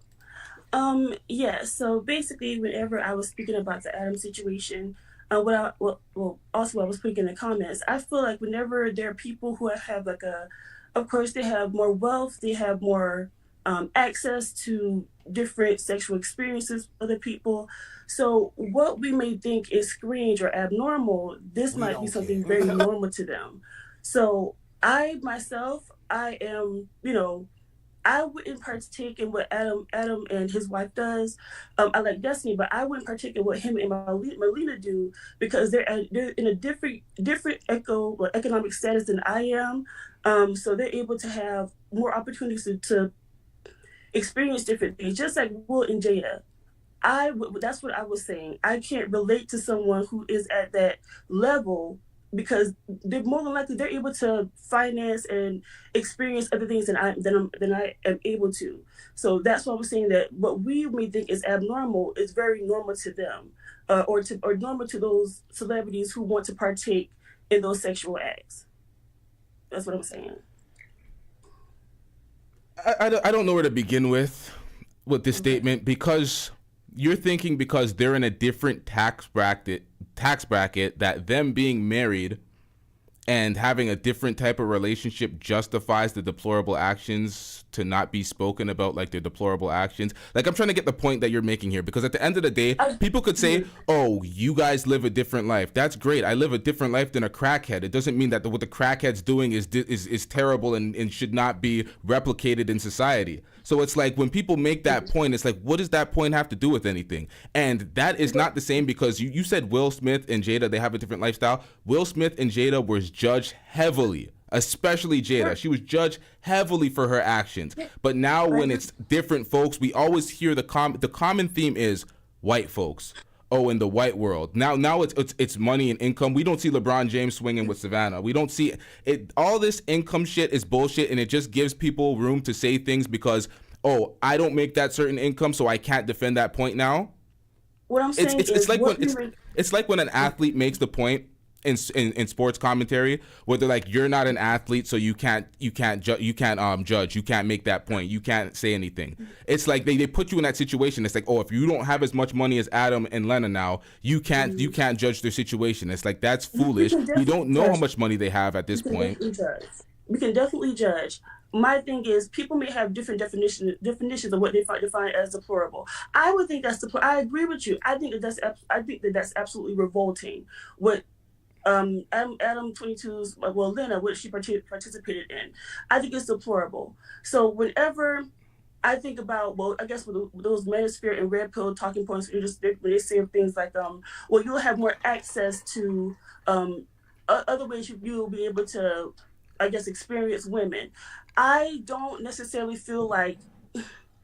Well, I guess what I'm saying there is those men, those people, they may want to partake in other things because of their socioeconomic status, and also because I don't know. I think it's just different. I think that we do have the right to judge people on things that we see are different, that we do not like. Everyone judges everyone. I don't think that when it comes to race, for me, I think I take race out of it. I feel like if you do an act that I don't think is for me, or I think is disgusting, I'm not going to go at it like, oh yeah, well, the black men get to do this and the white people get to do this. No, if it's disgusting, it's going to be an even playing field. I'm not going to move the goalposts because someone is black and the other is white. I don't particularly do that, but I know that's an individual thing. I know society on social media, they did decide to do that. People shame Adam 22. People shame Will Smith. So people shame Jada. People are shaming Lena. So it's still happening on Twitter. People are still shaming both couples for the acts. Okay, so what is the overarching point that you're making in relation to Adam 22 and Lena the Plug? Because the point that I'm making throughout this video reacting to O'Shea Duke Jackson is he's making a lot of excuses and rationalizing the substandard behavior, and he keeps bringing race into this because if this was a black man, he'd be speaking a completely different narrative. So he was chastising black men, saying that black men think this is a W and X, Y, and Z, and he's reframing the narrative. This was never a black man, white man situation. This was the entire public cooking Adam. It was that's why when he tries to make it as a black men are taking L's and we're not capitalizing off of the infrastructure of the entertainment sectors that we're engaging in, and he's trying to make this an ownership thing, and he just completely missed the mark. And that was my point. I agree with when it comes to O'Shea. I don't understand why he brought fake I think, and I know you also mentioned that. Well, he did mention Abba and Preach. Abba and Preach, they don't just blindly go along with Destiny's point, but that's I'm getting sidetracked. O'Shea, I think that it was I don't think that was a good point that he made. Because I know with his content, he does preach about men being able to elevate themselves and like the value of Black men. So with him putting this on his channel, basically having like one over the other, I think that's ridiculous, because he knows if it was somebody else, someone who was Black, from based off what he commonly does, he would have shamed a Black man over a white person. He would have shamed a Black man. This whole conversation would have been framed about Black men not holding frame, not being masculine in the house, not leading, not setting their standards, letting Black women run the community. This would be a completely differently framed conversation had this been a Black man, as we've seen it with Will Smith. That's why I keep bringing up Will Smith as an example. But Vaughn dropped a $2 super chat. Shout out to you, Vaughn. I'm getting rich. Vaughn is asking, is she a fan of open relationships, poly type shit? So are you a fan of open relationships, poly type shit? Not. My mom and dad were monogamous. I'm not a monogamous person. Yeah. I just, but whenever I say that, it's just, I know that there are people who are different than I am, but so I don't. So I guess it's like I try to play devil's advocate, because I understand that things have different point of views, different perspectives, like different ways that people decide to go into those relationships. So I don't want to be like, well, for lack of a better word, narrow-minded. Whenever I'm looking at something, I try to say, hey, you know what? That's not my ideal lifestyle, but there may be a reason why this person wants to partake in this certain lifestyle. This is the thing, all right? You get it? Mm-hmm. I do social commentary. I've covered them for a long time. I have a lot of insight to their situation, so I can correctly frame what I'm seeing when I'm seeing it. What people are trying to do is they're trying to intellectualize this into something that it's not, to justify the actions that are substandard. A lot of the times, because I do social commentary, when I cover media bullshit, a lot of the times it's entertainers, rappers, podcasters selling the public the problem. Selling them the problem constantly, and then nobody wants to keep it a stack because there's way more money in selling folks the problem and them trying to get out of the problem that you constantly sell them. And what we see in the red pill manosphere space right now, we're seeing a lot of degrading the Black community for money. It's disgusting. How do I put this? It's become a conservative grift to tell Black people how shit they are, how substandard they are, how feminine the men are, how masculine the women are, how unprincipled they are, how undisciplined they are, how recalcitrant they are. But then when we switch it to the white folks, they get the whole, oh, they're just white. Oh, there's other people that do this. Oh, I know rich doctors and rich people. There's all sorts of intellectualizing the bullshit that they're not keeping the same standard. And what they like to do in these spaces is people hate this the word these spaces, but we'll get used to it. We're going to continue saying it. What they do in these spaces is they pedestalize everything white and shit on everything Black for financial gain. They make all sorts of excuses. They do not keep the same energy. People talk about Abba and Preach. I know there's so much Abba and Preach fans. Everybody loves Abba and Preach. Y'all do not understand what Abba did when it comes to the open relationship situations with his commentary. Abba wrote himself into a wall. There's times when if you're a story writer, you're a content creator, you do stuff where you write yourself into a wall where you can't take the opposite point now, because if you do, you're an absolute hypocrite for your actions that is seen online. So what Abba's going to do is rationalize everything to try to make these open relationships and situations seem like they're justifiable, meanwhile never actually taking part in it, and wouldn't do that for himself. And says, like, for me, there's a whole bunch of disingenuous bullshit taking place right now, and I do not take part in it. Okay, that's your point on it. That's how you view it. I see it as I'm someone who's monogamous. It's not for me, but but other people decide to do it, and they have the other reasons for doing it, which that's not for me to figure out why. My whole thing is, what I'm trying to tell you is, you're telling us that people have their other reasons. Not as a collective. I'm not. Well, sorry. I'm just I misuse my us's and we's a lot when I'm Oh, trying to say me gotcha. and you. I do that. It is what it is. But what I'm basically saying is I lost my point. So we have another caller. What is your name? Oh, I'm gonna fall off. Well, thank you so much for your time, LTTV. Thank you. I'm just trying to figure out. Oh shit, she dropped off. She was still part of the conversation, but I'm trying to figure out why the names are not showing. I could see your name, but it's not displaying on the screen for some reason. Is there an option to display it that? Nonetheless. Okay, you've been muted for some reason. What's up? It's trending. I didn't want to do my real name because it'd be so complicated. Most people just have a hard time saying it, so I just call myself trending. Okay, so what do you got on the matter? Actually, I'm sort of, dabbling a little bit in making my own content. I have like my own little gaming channel and also my own Trending with Richez channel. And I actually made a video about the Adam 22 situation, when they was talking about it and everything like that before it became really big or whatever. But my opinion is that I was definitely disappointed in O'Shea because I ain't gonna lie, I'm big in the mental spirit, so I watch a lot of O'Shea content and a lot of other, black male content also. So I definitely was disappointed because I'm like, okay, so we trying to promote because they got money that it's okay?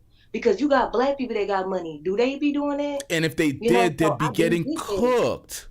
Yes, definitely be getting cooked. So I was definitely disappointed in his point of view because I don't care what nobody say. That's disgusting. Like I don't care if you don't got no money. It's people that don't got money and do that. So what about the people that don't got money and doing the same thing? So it's like, how can you make that make sense to say that it's okay because, well, they plan to do this, but that's his wife. This not his girlfriend. So when it was his girlfriend, he didn't do it. But when he made her his wife, now he gonna let a black man bolt her down. Like, make it make sense. It's like they trying to program the next generation of young people to be whores, men and women. And like, I ain't gonna lie, man, I always have this discussion with my boyfriend all the time. And I'll be like, they really programming the next generation to think that it's okay to basically sell your body online. When I was growing up, if somebody put a picture out on you, we was ready to lock you up. We was ready to throw the keys away on you. Now we got 18-year-old, 19-year-olds putting their vaginas online for a little money. And they got no morals no more today. Like, a lot of people ain't got no morals. So I would never understand why people would even be looking at corn. Like, you already degrading yourself by looking at it. Like, you really degrading yourself by looking at it. I don't care what nobody say. It's just my personal opinion. I feel like O'Shea definitely did a horrible job. I still love his content, still plan on watching it, but I was definitely disappointed in his point of view because it was like, again, if it was somebody black, you would have went left, but because they're white, like, people need to get away with their color stuff. We all the same. You cut one of us, we all gonna bleed the same blood. Yep. So people need to let that black, white, green, purple stuff go. If they're doing things to demean themselves, we need to call it out. People always want to say, well, you shouldn't judge people. I don't care what you say. I'm going to judge you. Because at the end of the day, because I ain't gonna lie, my boyfriend, he always said, you need to stop judging people. No, that's what's wrong with the world because we're not judging people. Yep. We're letting people get away with it. Like, no, I'm not going to let you get away with it. I'm going to hold you accountable. Yep. Because if it was, again, as black women, y'all holding us accountable if we're being righteous together, right? For every little thing black women do, we're calling it out and holding them accountable. Black men, we're calling it out, holding it accountable. When this situation came up, I thought they were going to treat it, especially O'Shea coming from them. He was in the black manosphere before. I thought he would cover it like from a man perspective, how men should be acting and leading their relationships and not getting cucked. But I do think that there is a clear misunderstanding with O'Shea's analysis on their relationship. I think he's missing a lot of details and he's not informed because a lot of the statements he says, I'm like, do you understand? Because he's like, oh, they planned it. I'm like, that's not justification, but nonetheless, that's not what happened. That's not what happened. So the way he's framing it is not right. And it's like, even if it was that way, it doesn't give it a pass. And I even watched Aber and Preach also, and I agree with you when it came to I think it was Abba's. I don't know. I don't think about Preach, but Abba's because he's a brother. So they friends with Destiny, and Destiny, they do the same thing that Adam 22 do. They enter that open stuff, which I think is hella weird, but whatever. So even though Ab was like, I wouldn't do it, but it's like he still was like he was still kind of justifying it too. And I'm like, you a whole brother. You would think you would be like stand 10 toes on what you believe in. You're a brother, right? Because I grew up Muslim. I'm not any religion. I just believe in Allah, period. But you know, it's just funny to me that you say you a whole brother and you not standing tall in it. Like, you could be friends with whoever you want to, whatever, respectfully, but you would have thought he would have took even a different approach himself. It's like he still was kind of like, well, you know, I wouldn't do it, but if they want to, like, no, it's not about that. It's about they don't need to do it at all. I don't care how you slice it up, how you do it. It's nasty. It's immoral because, again, you're teaching the next generation to be okay with it. Like, what happened to people want to, like, cry out and be like, no, we don't need to be teaching the kids this, because the kids are on the internet now, so they get to see all of this. And it's just really sucks how people try to make it like, oh, it's not really that bad, like y'all making it bad. Like, I thought more people would have came out and been against it, but it seemed like more people apparently must be watching corn, so that's why they're not against it. It's like maybe in America they really into corn. Like, that's what I felt like after seeing Adam 22 do this, and nobody really pushed back. Like, you would have thought more people would have pushed back, but people just really wasn't. So it just make you think that people secretly be watching corn. That's what I think. I don't think that porn is the, well, you could say porn because I've already demonetized it by saying racist. But okay. yeah, I don't think that porn per se is like the big demon in this, because porn it's always existed in many different formats, and it's gonna continue to exist. For me, I look at this as, you're a person in hip hop, you're a social media influencer, you are married now, you waited until you had a child and got married, and you want to be absolved of all judgment. Of course, you're gonna continue to do this and make your money. Nobody's gonna stop that. But if you are on your platform and you're trying to set an example or set a message for the common folks, and you're kind of just like acting like this is okay and this is normal behavior, you should not be surprised when Adam himself says he's okay with his daughter doing OnlyFans instead of working another job. You should not be surprised when you see his daughter doing OnlyFans, and there's a whole generation of girls doing OnlyFans, and y'all come to the manosphere to complain about girls belonging to the streets and everybody's so indiscriminate with their actions. And it's like, y'all are just part of the problem at that point if you're just gonna let this go on your platform. That's my whole issue. So what up, Features? We got the Features. How you doing, bro? How's it going? We good. Excellent. Great show, man. Great take. I just caught it right after I got off of work, and I kind of surprised by your take, because I know this is more in the entertainment type sphere, but I was really looking for your commentary on King Richez. King right? Richez, yeah, that's where it started off. Yeah, that's where it started off, right? And I was more interested in that. But when you started talking about this Adam 22 thing, because I've been largely ignoring it because it's kind of like not my forte, but you brought up an incredibly important point about the double standards when dealing with black folk and white folk on this particular issue, right? And that take that you brought up with Will Smith was absolutely spot on. You know, now there's a personality. I'm not sure. Have you ever heard of Aleister Crowley? Do you know who he is? Aleister Crowley. Aleister Crowley. Do you know? Aleister Crowley. Yeah, Aleister Crowley. Yeah, that's correct. Have you heard of him? Name sounds familiar. I'm not sure. Well, he dubbed himself the most wickedest man alive, right? He's kind of the you can say like the how do I put this? He's the one who influenced this move into debauchery in the early 1900s, and he influenced the music industry heavily, the art and film industry very heavily. If you're familiar with the Beatles, they wrote a ballad about him and had him a picture of him in one of their albums. I can't remember which one, but essentially he has this commandment which all the major entertainers, they kind of follow, and this commandment is called "Do as thou wilt." Do as thou wilt, right? And what this means is that whatever you do is permissible, because this person, Aleister Crowley, was a Satanist. He was a self-proclaimed, and we're talking about the early 1900s here, right? He's like an outward Satanist. He practiced Satanism openly, and witchcraft and these type of things, and and he influenced a lot of people.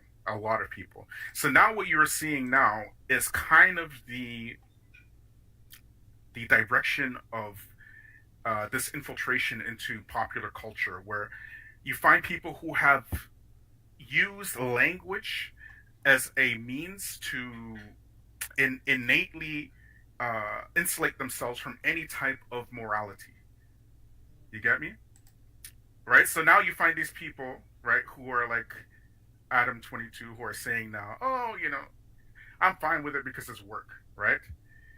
And people will find ways to justify it because it's his job, not looking at the bigger picture, which is this thing moral or not? Does this thing basically resonate morality or not? Right? Is this is something that we should be calling the people to do or not? Right? So now people are using language in this very similar manner, right? So when it comes to things that are very debaucherous, right, they will essentially say, I'm not against anybody's lifestyle. You should be against people's lifestyles. Are you kidding me? Right? There should be some lines drawn here, right? If you're not going to have any lines, or you're not going to have any borders which you cannot cross, right? Then eventually what will happen is that you'll cause the collapse of society as a whole, right? This already happened in ancient Rome. It already happened in Greece and whatnot, right? And it's happening now in the West, right? We see that people have made their own desires as this do as thou wilt. Their desires is their religion, right? You had the guest earlier who was talking about we're not black. Remember him? Yep. Right? We're not black. Do you know what he's talking about? What is he talking about? Because I'm still lost. Yeah. All right. So there is this cult, right? I'm going to call them a cult, right? Because they are in fact a cult. They might not like it or completely disagree, but they are in fact a cult, where they believe that black folk are in fact the indigenous Indians of the West, and they are not African. They have absolutely zero African ancestry. We were already here in the West, and we were never enslaved, but rather white folks were enslaved, were the real slaves, and these same white folks had done some tricks in order to separate us from our original Aboriginal ancestry, right? In order to make us think that we're black when really we are the copper-colored Indians of the West. You get? This is all true, all right? Right? But why am I saying this? What does this have to do with this debauchery? Do you know who the person was that actually initiated this cult? And most of these guys don't know, but this is what we do on my channel here. Do you know who it was? By any chance? It's the first time you heard this, so it's probably not, right? Yeah. It's a person. Dr. Umar Johnson. No. No. It is a man named Dwight York, aka Malachi York, aka Dr. York, right? He has spearheaded many different black cults that we see in the West, including the Hoteps, right? These people who believe that they're ancient Egyptians. He spearheaded that. He spearheaded the these folks. They call themselves the Yamasi. He is the first one who started saying that, right? Do you know what he's guilty of? That he's in jail for right now? In jail right now? What was he in jail for? He's in jail for being, as far as I know, he is the most prolific child pedo. Yes, right. Not just in the history of America, probably in the history of the world. Wow. Of the world, right? Go look up his case. And they didn't give him the death penalty? They gave him a few hundred years, right? Holy. Right? But you will find videos of Brother Polite. You know Brother Polite, right? Yep. Yep. Right? What was he guilty of? Same shit. Yep. Exactly. Yep, the same thing. He said, right, Brother Polite, and I'm quoting, he said that, and he said this to one of the victims of the White York, to his face, on video. He said, let's say, for example, that Dr. York was guilty. He was actually guilty of doing this stuff to 1,000 children with DNA evidence and everything, right? I would still have to worship him as my God. What? I'd not follow him. I would still have to worship him as my God. Dwight York. And how did we get here? We got here because of excusing the botcherous behavior and not drawing any lines and allowing other people to do anything and everything humanly possible in their imagination, allowing them to get away with it and calling it alternative lifestyles. Yep. That's why I mentioned it. That's what I meant. So I talked a lot. I apologize. Yeah, but people have to. When people replay this, when people replay it, they'll understand it more. That's the thing. This is one of those ones where you hit in the replay and you really understand the direction that you were taking with those conversations with those comments, because in the free world, that's the way I look at America. America to me is the free world. You're not governed by your culture and your it's the free world. Things are a little bit different in America. In the free world, when there's such terrible ideas going on and such terrible actions, such debaucherous actions, there has to be the other side standing up and speaking out in the free world to keep things balanced. It's not y'all don't live in Saudi Arabia. So it's like when you look at America, it's like when people are doing these things, there's always going to have to be somebody judging it. They don't want to be too judgy. It's like we're not God. We don't have the power to really do anything with the judgment. It's just to characterize the folks and the actions and the behaviors. So that's what the judgment is. Nonetheless, people have to call out these behaviors for what they actually are instead of giving them the excuse, because it leads down the same path that you were just describing. So we got Tommy B on the phone. I don't know what's going on with the name tags. The name tags aren't showing, but we got Tommy B and we got Waves also on the line. What up, y'all? Yo, what's up, man? What's up, man? Hey, I wanted to piggyback off what he said. He mentioned Rome. And we're talking about Adam 22. I'm trying to understand something. Rome had the Colosseum. YouTube is the Colosseum. If you ever seen the movie Gladiator, you're going to understand this quote. Are you not entertained? That's what these people are. That's what they're here to do. They're obviously here to entertain. They're not interested in the betterment of people, or rather interested in really your opinions on. I mean, my God, Adam 22 bought that girl a Lambo right after they for a gift for her doing that. So, like, hey, well, and I was in the comment section when they talking about. I was in the comment section giving my opinion on it. I do have a little bit of experience with that situation, because I was positioned by a white man to his wife before. His wife actually propositioned that to me, and she's like, "It's okay. He already told me to come and ask him." That's enough. I'm not going to get into all that. But yeah, it does happen. That's what they into. I don't know why they into that cooking. I don't know why they into it. But it is a thing. I think for me, it's just important for me on my platform to put it in its proper context and frame it in its proper context, and that's what I'm trying to do as I was covering it the entire time.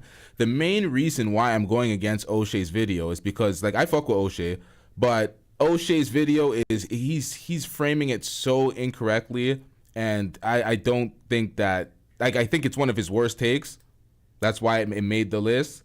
But what was that? No, I just say I was agreeing with you. Oh. Yeah, so what, Tommy B, what do you got on the conversation? Hey, yo, Tommy B, what up? Yeah. What's up, bro? We can't hear you. I don't think your mic's working. Hold on, let me see. Check in the back. Oh, yeah, your mic's off. Your mic's on mute. I unmuted you, but you have to unmute yourself. Yeah, I forgot the point I was making mid-sentence. That's why I had to deviate a little bit.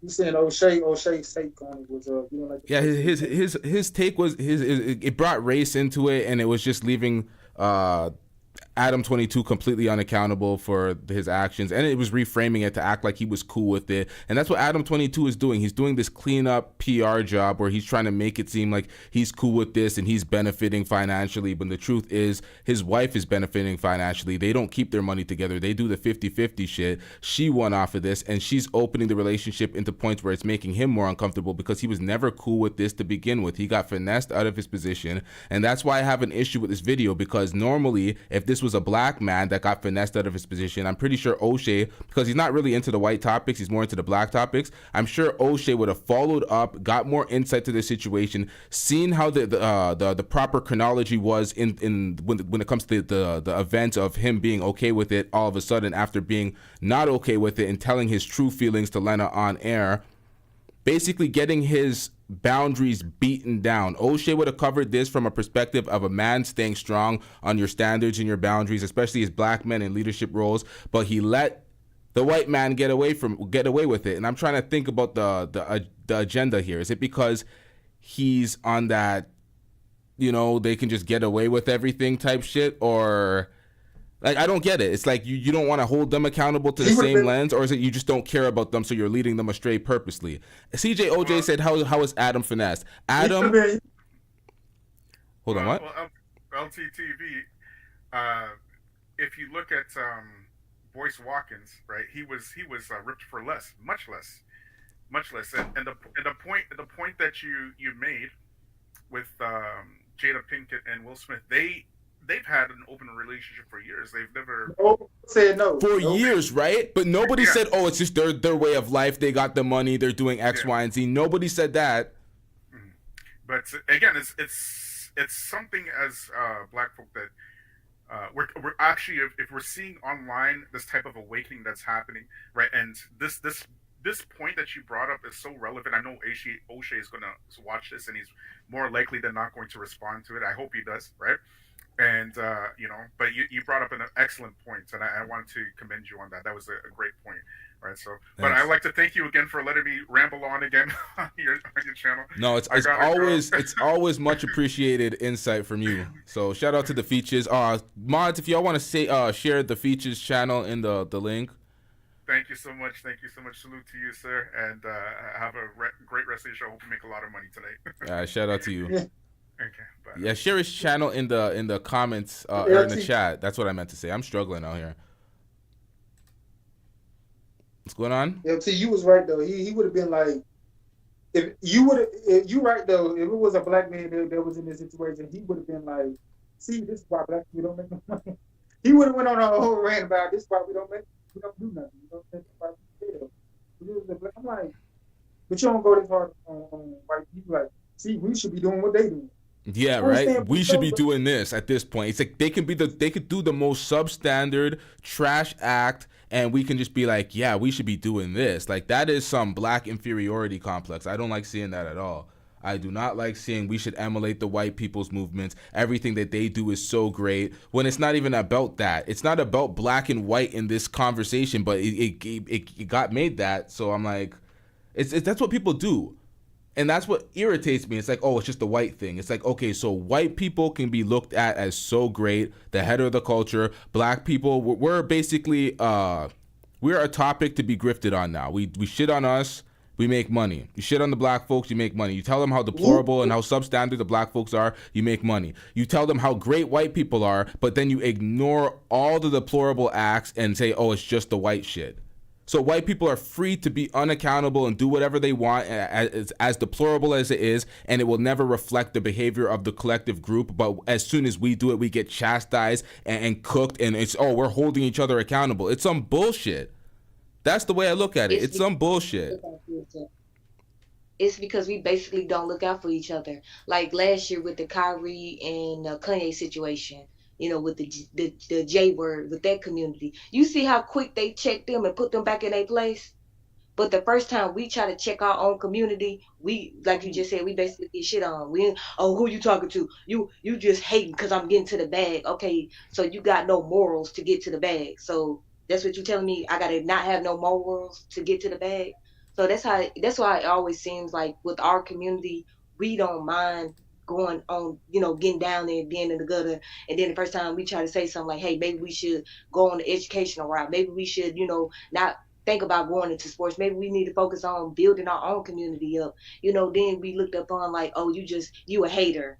Oh, you with the white man. Like, how me trying to help my own community, it means I'm trying to be with the white man. Like, it make sense. And that's why I say, like, even though I do respect O'Shea, I definitely was disappointed. Like, when I looked at it, I was like, man, he finna make me spaz out on him. Like, what is he talking about? Like, what they doing is not cool. Like, this is your wife. Okay, this ain't your girlfriend. This your wife. Right when you marry her, next thing we know, she having sex with a black man. Like, make it make sense. Like, and they're justifying it by saying it's money.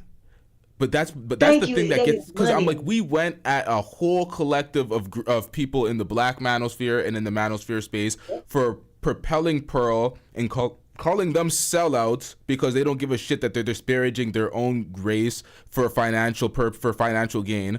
But when somebody else does something so deplorable and throwing themselves under the bus and their whole masculinity under the bus, we're supposed to just be okay with it because they're getting the bag.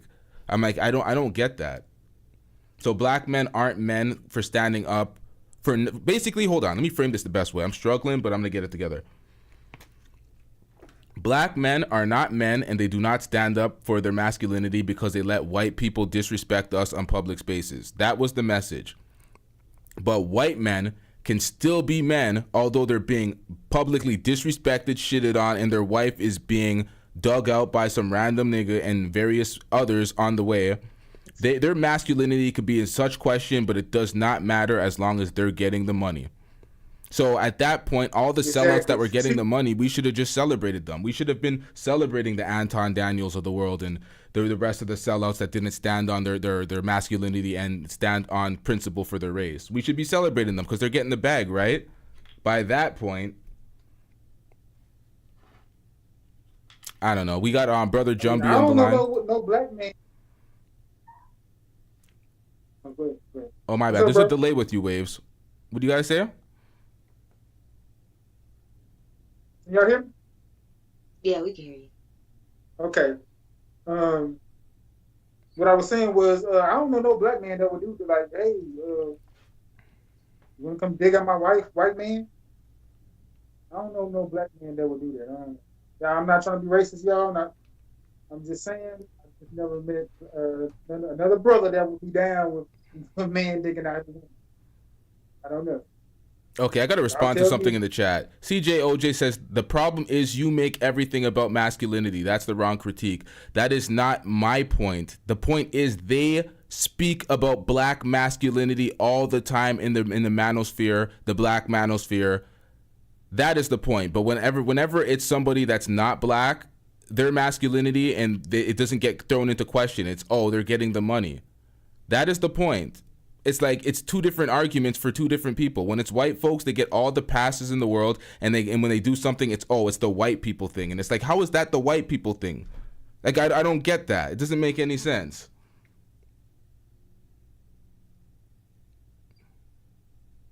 We can't hear him. Oh, CJOJ said by you, she meant you men. Yeah, that is. But at the end of the day, we're in a day and age where the men are generally not standing on any principle, not standing on any morals, not standing on anything, period. Just getting finessed and looking like a bunch of feminine women. The men look more feminine nowadays, and that's what's being purported in the media. And they're trying to finesse men into being more feminine, and they're trying to finesse women into being more masculine. And we see it on both ends. So when we call that shit out, we're doing the right job. Because women should be women and men should be men, and this non-binary trans movement that's going on, people need to just get in their right roles and be what they are. This weird, I'm gonna be what I want to be. This is all a video game type shit going on. It's all weird to me. But Brother Jumbie's, I didn't unmute you. That's what's going on. My bad. Jesus Christ. Yeah, I was like, damn it. I was like, LT muting me. I was like, what'd I do? No, because it's because of feats. Feats made it to the point where if anybody comes in, I have to make sure to select unmute before you can even speak, and you can't unmute yourself because Feats kept trolling. And Feats is back again. He's Kevin Samuels in here. That's what his name is. Like, No, I wanted to hop on the subject, but you guys jumped from it. But it still rang true, man, what homie said about Aleister Crowley. And something that you were saying about people being creative players. Nobody wants to be what they really are. And then they pick roles and like personas. And then that allows them to jump between the gray areas of issues. Adam is a cuck, man. He let somebody bone his wife. He let somebody bone his wife and he made money off it. He tried to do the Ray J grift, but LA's already over. They're already over him, right? And so then you have a guy like O'Shea doing a hot take and pretty much trying to say it's our fault. How is it black men's fault that Adam 22 is a cuck? How is it our fault? How does that fall on us? That homeboy, whoever he is, doesn't really care about himself. Obviously, he's a fucking male porn star. Is out here selling his dick for publicity. How is that falling us as black people? That's Adam 22 doing weird cuck shit with his money. Yep. And hot takes like O'Shea make all of us look bad because like, man, what the fuck is he even talking about? How long was that of him talking gibberish? And that shit just really gets my goat, LT. Like, as a black man, I got my own family and shit. I make my own money. I live in Los Angeles. We see these porn star OnlyFans ass niggas all the time, and they're goofy, bro. They're goofy. I swear to God, they're goofy. You don't want them around your friends. You don't want them around your daughter. You don't want them around your homies, because those are the niggas that always end up doing dumb shit. And Adam 22 is like the fulcrum for that, man. And I don't even know why people are still playing this shit. I think they should press mute on it, like straight up. He's literally on his last legs as a performer on these airways because they have 4 million subscribers on No Jumper, but the numbers are dusty as shit. His numbers are starting to look like pearls in comparison to the subscribers, or prior to this incident. Prior to this, because this kind of revived the platform. He actually needed this type of moment. That's why earlier you see me reacting to him trying to stir up some shit with Crip Mac and some Chicago hood nigga. He's trying to get into this bag of just viral moments to try to bring back the platform because his channel has been dusty for a while now. And I'm gonna tell you too, LA ain't fucking with Adam like that. It's not a No Jumper party like it used to be. I think people are rather support back on Fig and community. They're doing numbers. And it's organic. It's real content. It's like it's not something put on TV to cause problems between black people, if you catch what I'm saying. And a lot of people don't get this unless they live in Los Angeles, have to deal with this fucking clown in the blowout. A guy like Crip Mac beefing with somebody from Hoover will fuck up traffic from people going to work. Oh, wow. Because now you can't go to the block. You can't go somewhere because, hey, it's hot over there. Why? Oh, they was beefing on the podcast, and now the orange and the blues are tripping like we're playing GTA. Wow. So damn. Wow. That's how he's fucking up the city? Nobody talks about stuff like that. Or like when dudes were running up in No Jumper, there was really people who work in security or working in that merch shop, getting their shit kicked in and beat up and robbed because Adam had a podcast making fun of somebody's dead homie or either beefing or somebody's girlfriend's. All that shit is so ignorant and they fuel it. And I'm just saying that as an angry person who lives in Los Angeles. Like, we got it. Adam 22 is a fucking weirdo and a cuck. Straight up, man. Facts. And he's a vulture of black culture.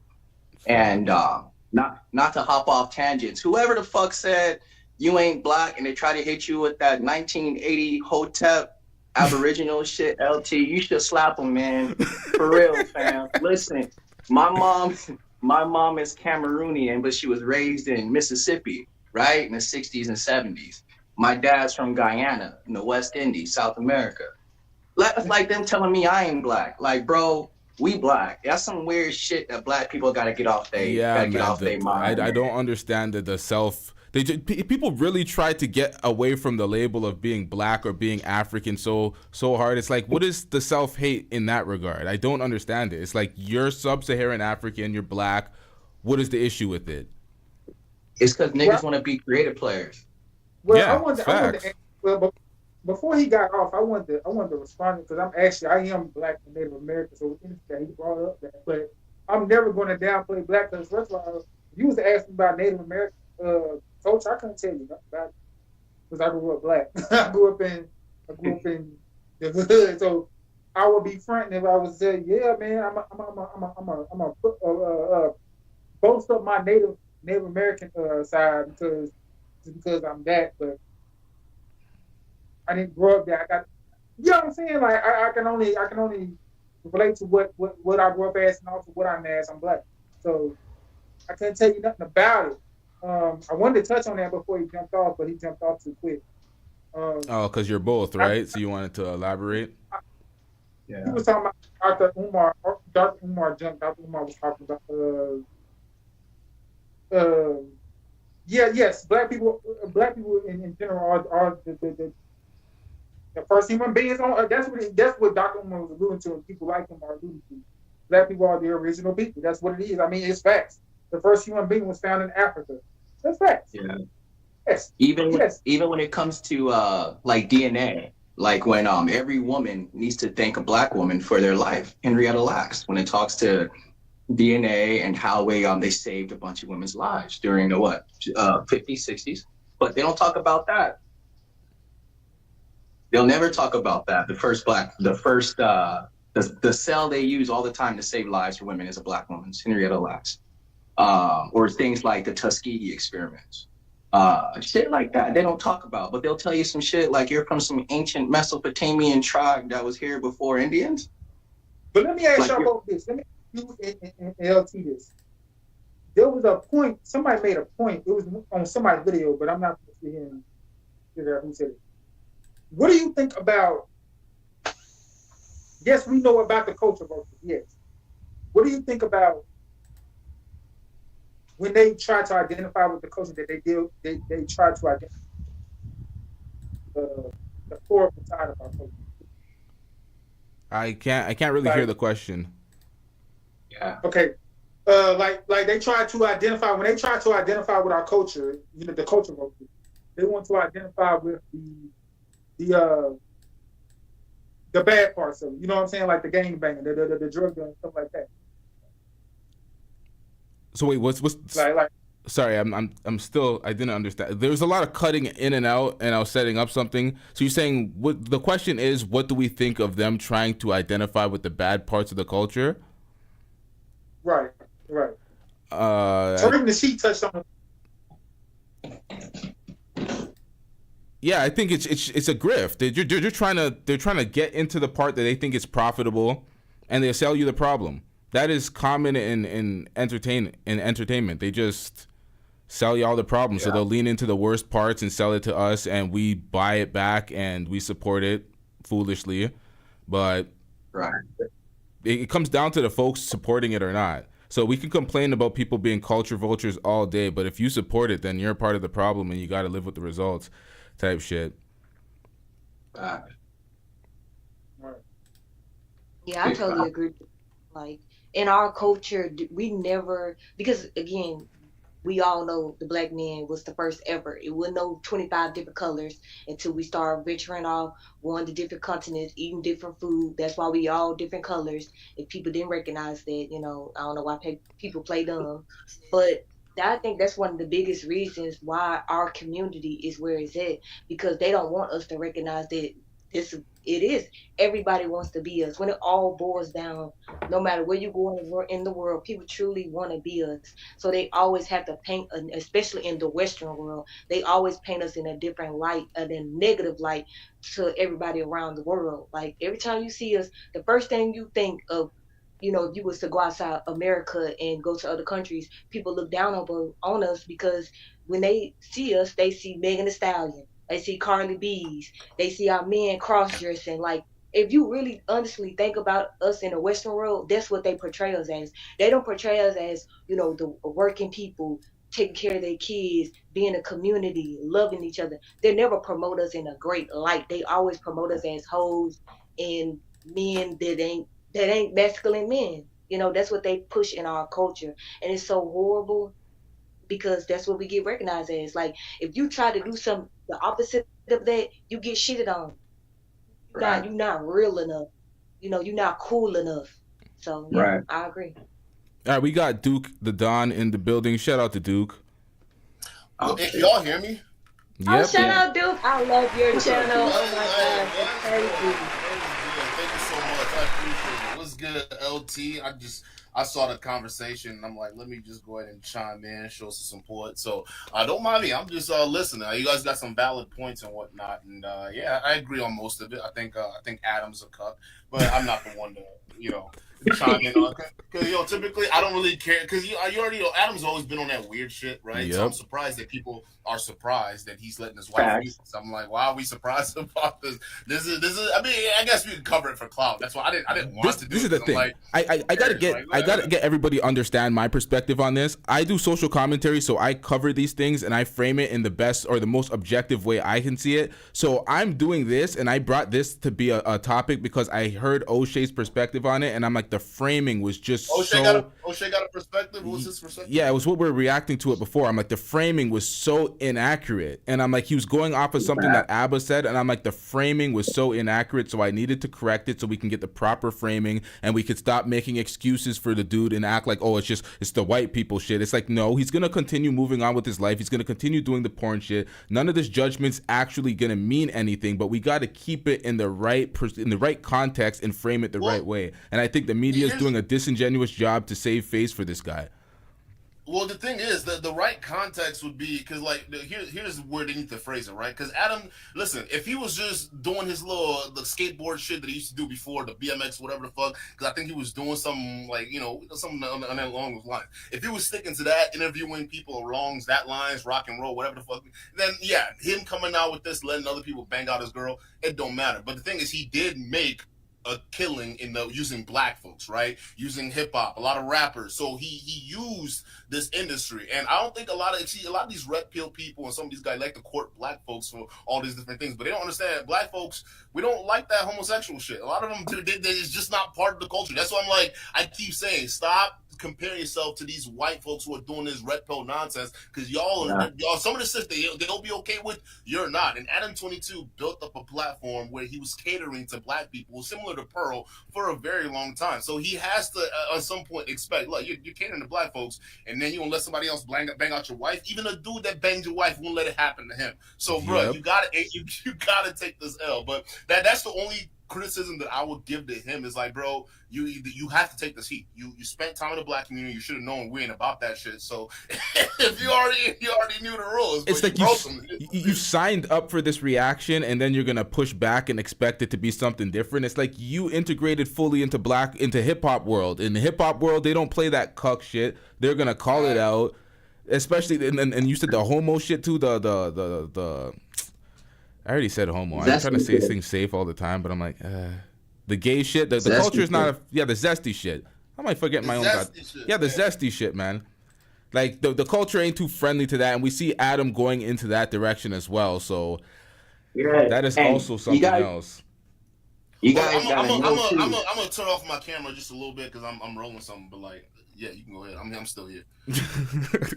I feel like Adam is still grifting off the black community with this whole letting this dude bang his wife out, because he had a lot of flack from when everybody left, AD and all those guys, because they were protecting him in the city from all the underage allegations of like him meeting underage girls and shit. And that's why he had that black shield around him, which was all the homies, Crips, Hoovers, saying, no, that's the boy, he cool, that's old school, ain't no smut in his name. But the truth of the matter was, it was smut in his name. There was payouts and stuff. And so the black community left because we don't get down with pedo shit, gay shit, or weird shit like that. We don't do it. They dipped off, went to their own platforms. And then now he lets Captain BBC take his wife down on fucking OnlyFans. And nobody sees the grip. Nobody sees it. He's like, hey, black guys, help. I need money. And then here it comes, I got a dick. And cool, I got a wife. And then everybody was just cool with it. Thank you. That is facts. People only come to the black community when they want to make something cool, right? So that's basically it. We're known for making shit just cool, and like we put that shield. And I don't like when we do this shit because almost that shield we put up against people who do weird fuck shit, right? So for instance, like, and some of these guys on Adam, I don't even blame AD and whatever. Hey, listen, bro, you were caping for this nigga this whole time. I'm not surprised this shit happened to you. So I don't feel sorry for none of them niggas. niggas because even the title of your show that got me in here, King Richez. I bet knew King Richez was gonna lead the whole Pearly thing. Meanwhile, he's sitting here talking about I got the money, I got the studio, y'all got this, y'all got that. It's like she used y'all, put up a shield over all the fuck shit she was doing. Now she's done. You're done too, my nigga. Like, what else? So I don't know why we do this. It's like when the Pearl thing was coming up, when you see all these other things, we tend to put a shield out for all these people who are degenerates, and it's not cool. Because what I'm starting to notice is these guys seek out the approval of black folks, even though they want to say, oh, black folks, they're so unruly, they're so like, what are they doing? Like, the culture is so weird. Meanwhile, they come to the culture to provide shield for the fuck shit that they're doing, because black people, particularly black women, they make everything cool. Especially in the mainstream media. You see, as soon as the black ladies hop on board, it's done. It's cool. It's all of a sudden now it's like Nick Fuentes and him saying the N-word and these girls twerking on him. It's a fucking shield. Yep. And who is Nick Fuentes protected by? Like, the girls are getting cooked all over the place, but Fresh and Fit are the ones that brought him there. And it's like they would always come back to the culture to get hot, and which exactly what you just said. What is your name at the bottom? I forgot the name. This is what happens when we don't have tags. Brother Jumby. Yeah.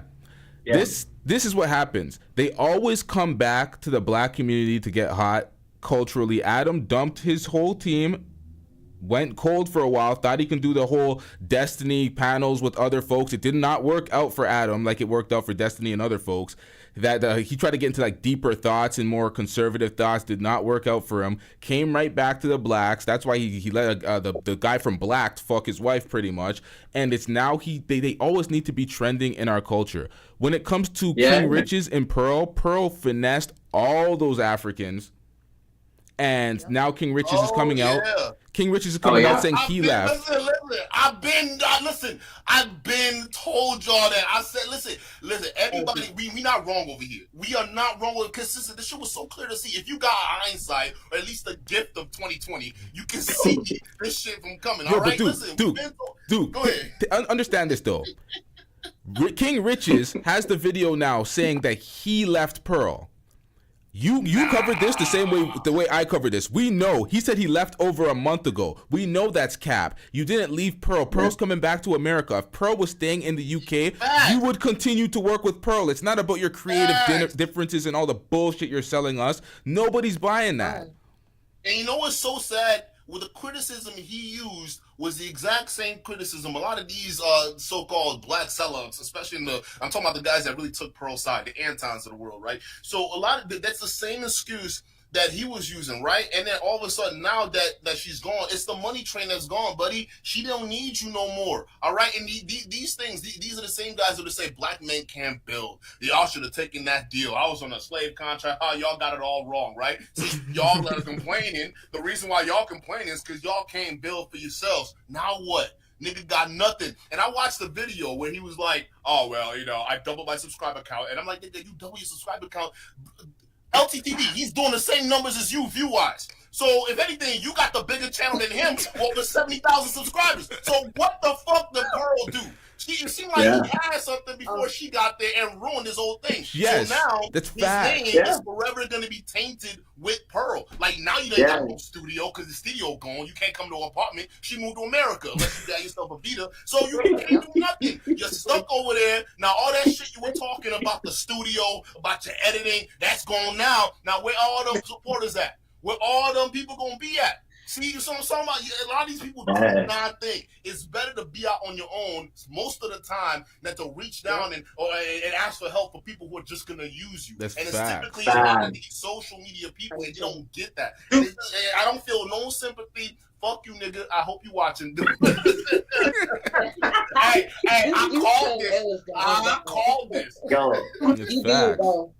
This is the thing. Hold on. Before anyone speaks, he set himself up. The way you said it, he got his platform blew up by Pearl. That is sabotage. When you get those fake ass subscribers, because those two are under review. Auntie Jenny and his channel are the two channels that I think that they may have purchased subscribers. When you get your subscribers inflated like that, and then you see your live views doing numbers similar to mine, it looks bad because you have all those subscribers. Why are they not showing out? It's much better to build the real organic way, because then your viewers and your views reflect the amount of subscribers you have, and it makes your channel look a lot better as you build. A lot of folks really just try to finesse a wave. They didn't really want to build it out the mud the same way like somebody like me or Duke has built our brands out the mud.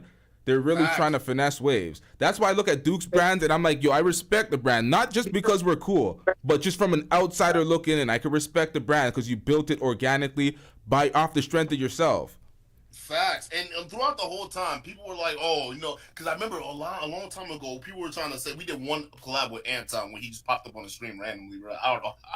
This nigga everywhere, he got no life. But he popped up on the screen. And, you know, after that, people were like, no, dude, you gotta get on the Lapeef. It's going to be, I'm like, nah. Because I already seen the show. I already seen that. I already knew what kind of game those guys were playing. And I think one thing is when you're building a brand, it's so easy for you to want to feel as though you need to go out and seek the approval of other people. But for me, I'm just that kind of guy where I don't feel like I need to owe somebody anything. Because that's just a weird kind of feeling, right? And and you see how some of these rep pillars be behaving. So the moment they get you on their show, they feel like, oh, well, you can't say nothing bad about me now because, you know, I did you this. Like, nigga, nah.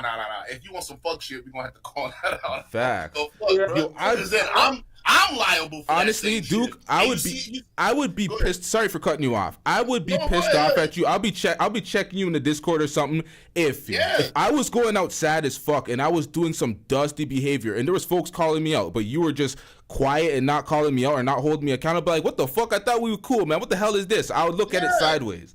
It's like, call me out, hold me accountable. I'm not going to be emotional.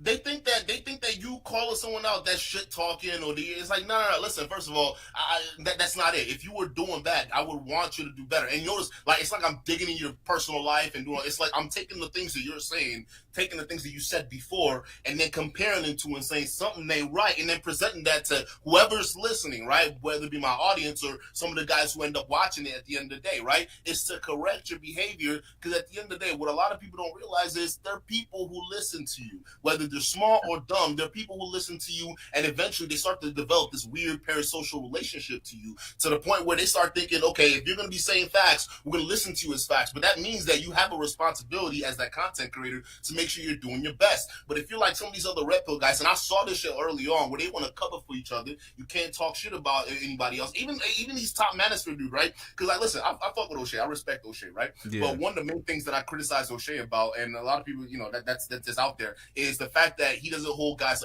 Obsidian. Right, Obsidian and him, they both started the Negro Manosphere, but when this Pearl shit happened, O'Shea didn't mention Obsidian by name, and that was kind of frustrating because, like, this nigga is literally being a coon right now, and that's your man's, dog. So you can't say you're leaving the Black Manosphere without holding a nigga that's taking this whole shit down accountable by name. So I know they already. I think they're split on the back end, but he didn't want to call him out on the front end. Which it's like, all right, now you're speaking on like Pearly thing, you're speaking on all these other things, but you're not calling the guy that's literally calling her his virginal queen on camera on his stream and has the influence of a lot of young black men. Let's be real here. I mean, that's a little. See, you can't be playing that game. O'Shea gets very diplomatic at times. Sometimes he wants to play the field and be very diplomatic and cool with all the black creators and shit. But I move in a different direction. I'm not gonna tell him how to move, but it creates these types of issues where people look at you funny. Like, you should have definitely called out as Obsidian. Like, I don't know how Obsidian gets let off the hook.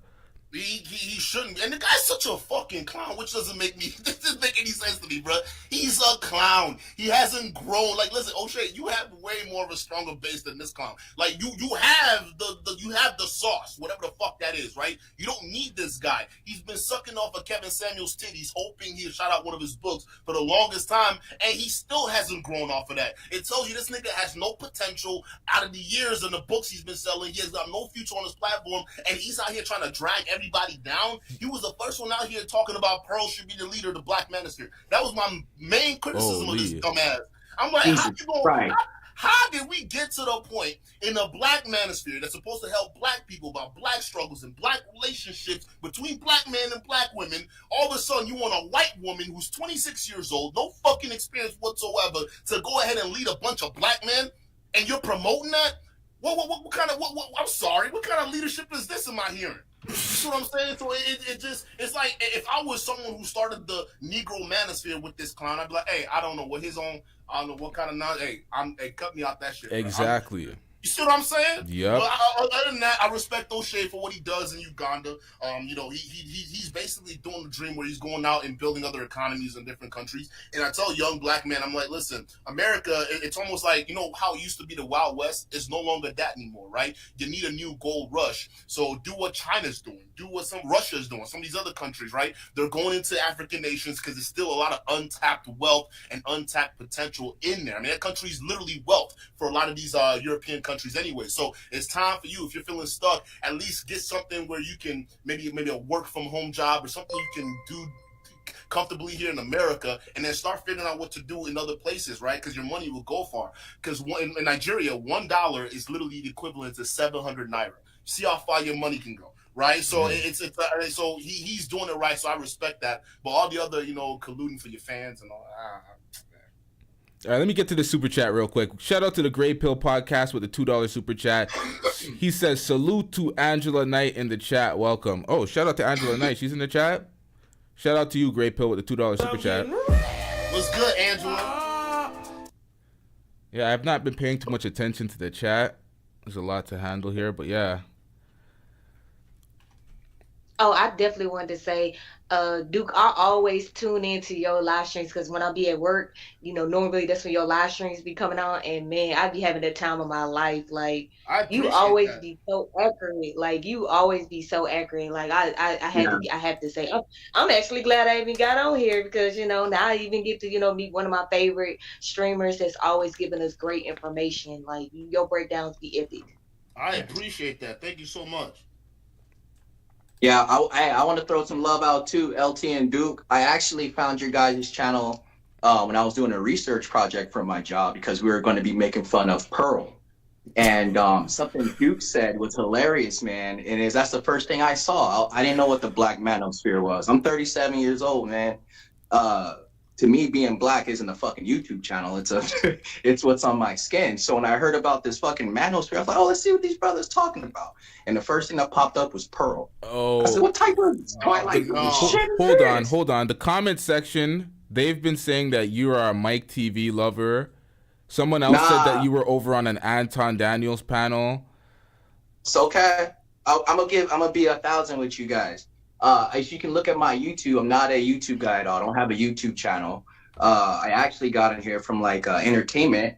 I live in LA, and I fell onto this doing Jumby Finds the Black Manosphere is this thing we're gonna do for a project we're working on. And I'm West Indian, man. My mom's from Africa, my dad's from Guyana, and I was hearing that there's channels and where people are telling us how to be black.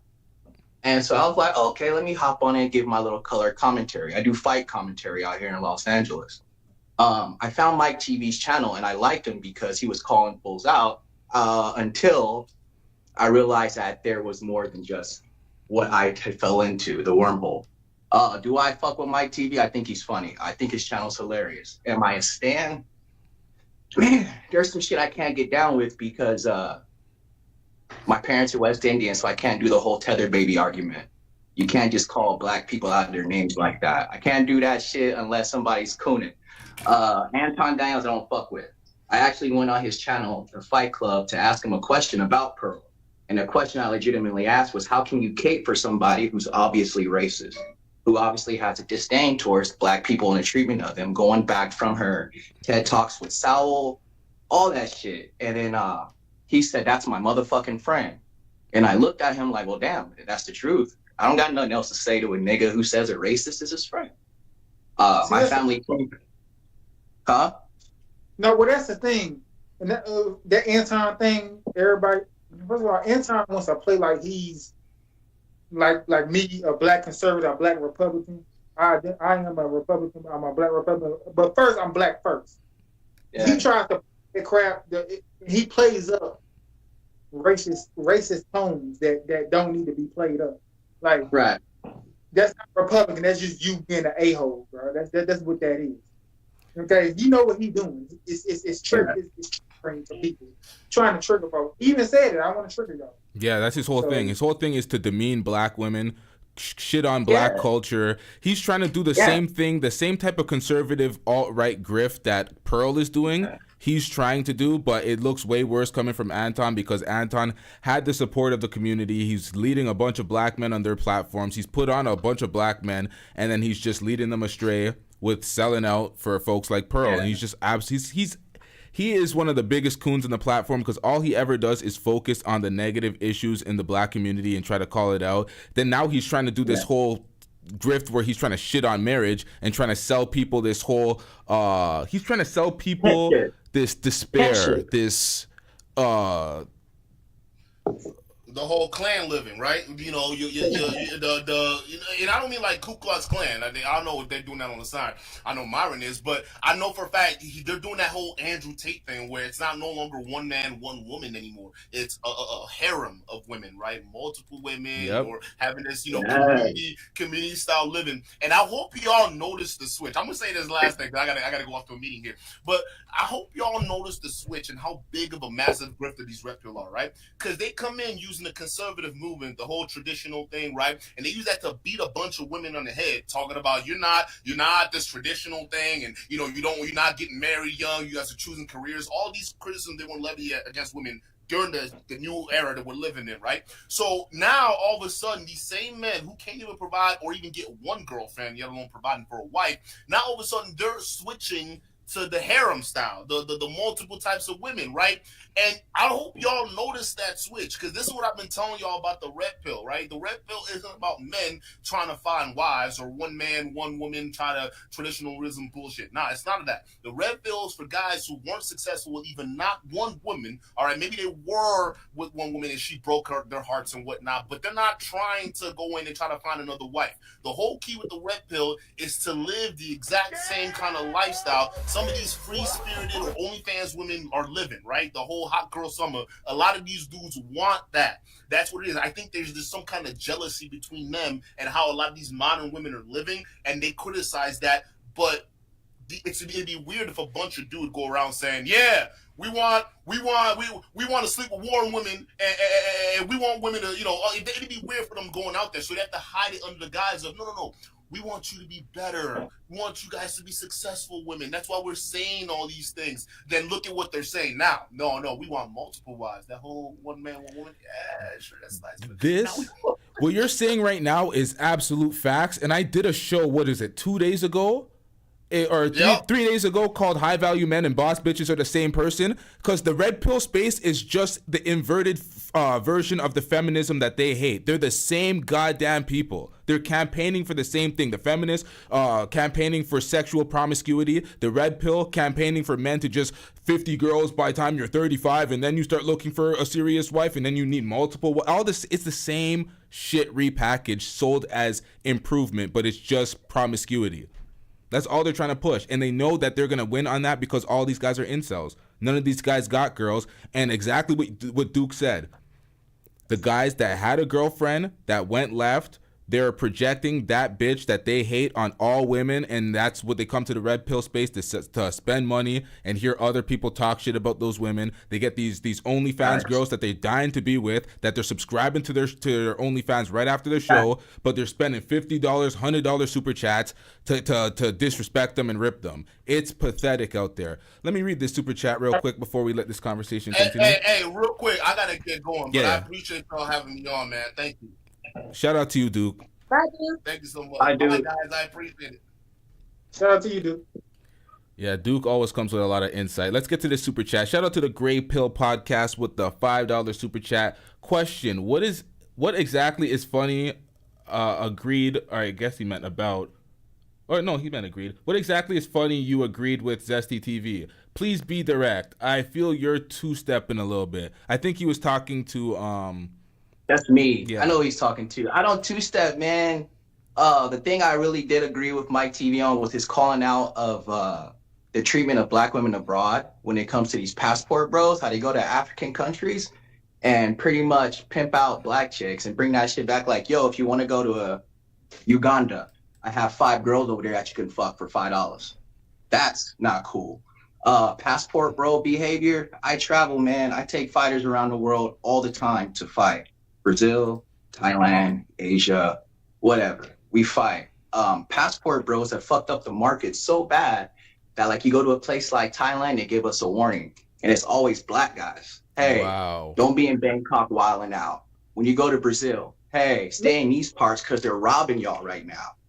Let me address what you just said. Oh, hold on. Yeah. One quick second. I did not play the super chat drop. 1 second. I'm getting My bad. All right, now continue. No. Go ahead, bro. Oh, the passport boy shit really irks my nerves as a black man that travels. And I traveled, it's 2023, bro. I've been doing this shit since I was 17.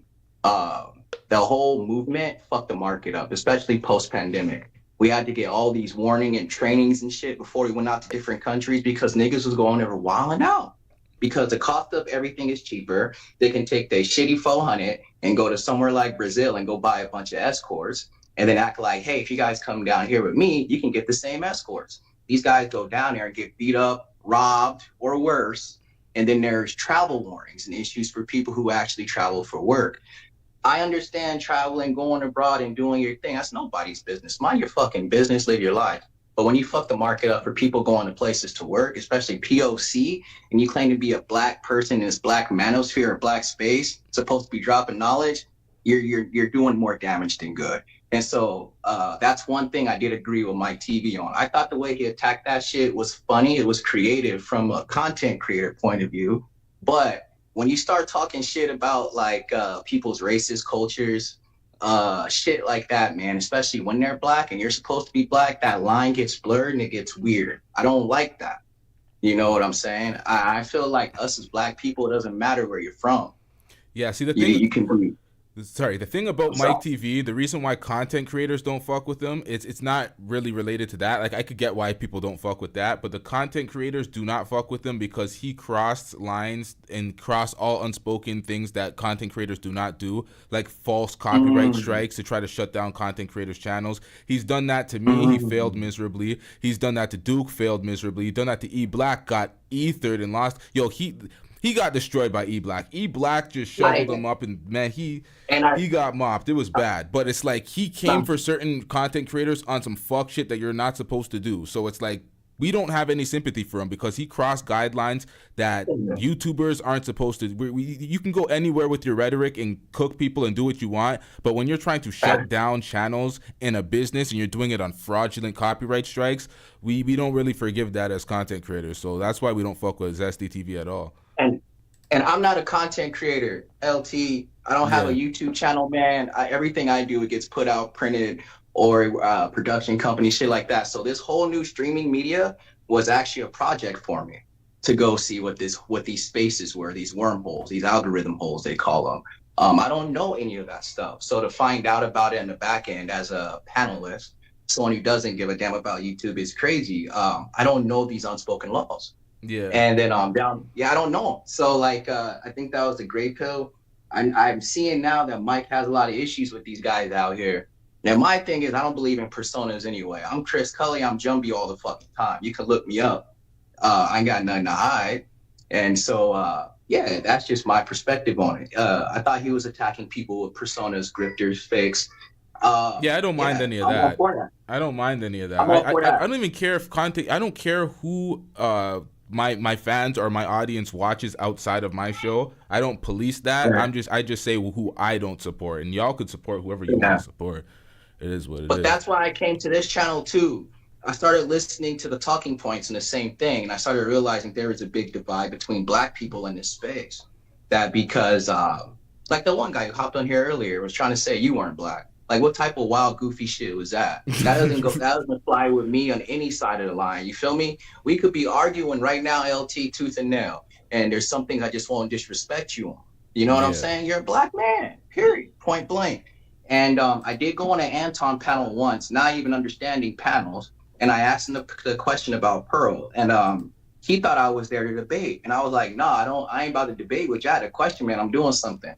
And he was so weird about defensive. It that I was like, oh, this is one of those. Sorry for cutting you off, but Anton is one of those guys where everything is a moment for the internet for him, for a click, for some clickbait moment. So he even called into Fatty's channel to try to go at Angela Knight the other day, and he got he got cooked off the panel by a side character. But if he wanted that smoke, it would have been bad for him if he actually let Angela Knight cook him, because it would have been bad. But he was going for a moment. He always goes for a moment. So if you came at him with a question that he thought that it could reflect badly on him, he's thinking, oh shit, this guy's coming for a moment. And he doesn't understand that people just like having simple conversations. It's not that serious. Yeah, it was weird, man. It was weird to me too, because afterwards he did like some weird shit where he like followed me online and then unfollowed me on Instagram. And I think he saw like my presence on Instagram. It was like, yeah, I'll really beat you up. What the fuck? And then after that, I saw he thumbnailed me. I had to learn this term, thumbnail, where he put my face, like some dude call in. And I don't know the rule of this internet shit, man. I'm a professional fighter, just retired. I've been fighting my whole life. And now I help other guys get up out the city with fighting. And I was like, yo, bro, why would you do some WWE shit like this? And I remember it's the same thing these Logan Paul brothers are doing in the industry. They come over, they use clout, they act like they go and do something, see how many likes and shit they can get, and then they dip off into obscurity or run off like I won. It's just this weird shit. And honestly, a lot of the red pill stuff that I did research and look up, been doing it for about 4 months. It's just a bunch of unmasculine, unmanly men telling a bunch of dorks how to live life. My nigga, LT, no cap, no bullshit, man. These niggas is soft, bro. Like, the country my dad came from, he had to enlist in the military by 16. So imagine the upbringing I had. And then these motherfuckers are gonna tell me some shit like, yeah, if you want to be a real man, what you gotta do is you gotta be what's high value about living in an apartment in Detroit? What's high value about that? But these niggas will eat it up, right? The content gets ate up. And then if you go on, like I said, like this Great Pill guy, he asked me that question.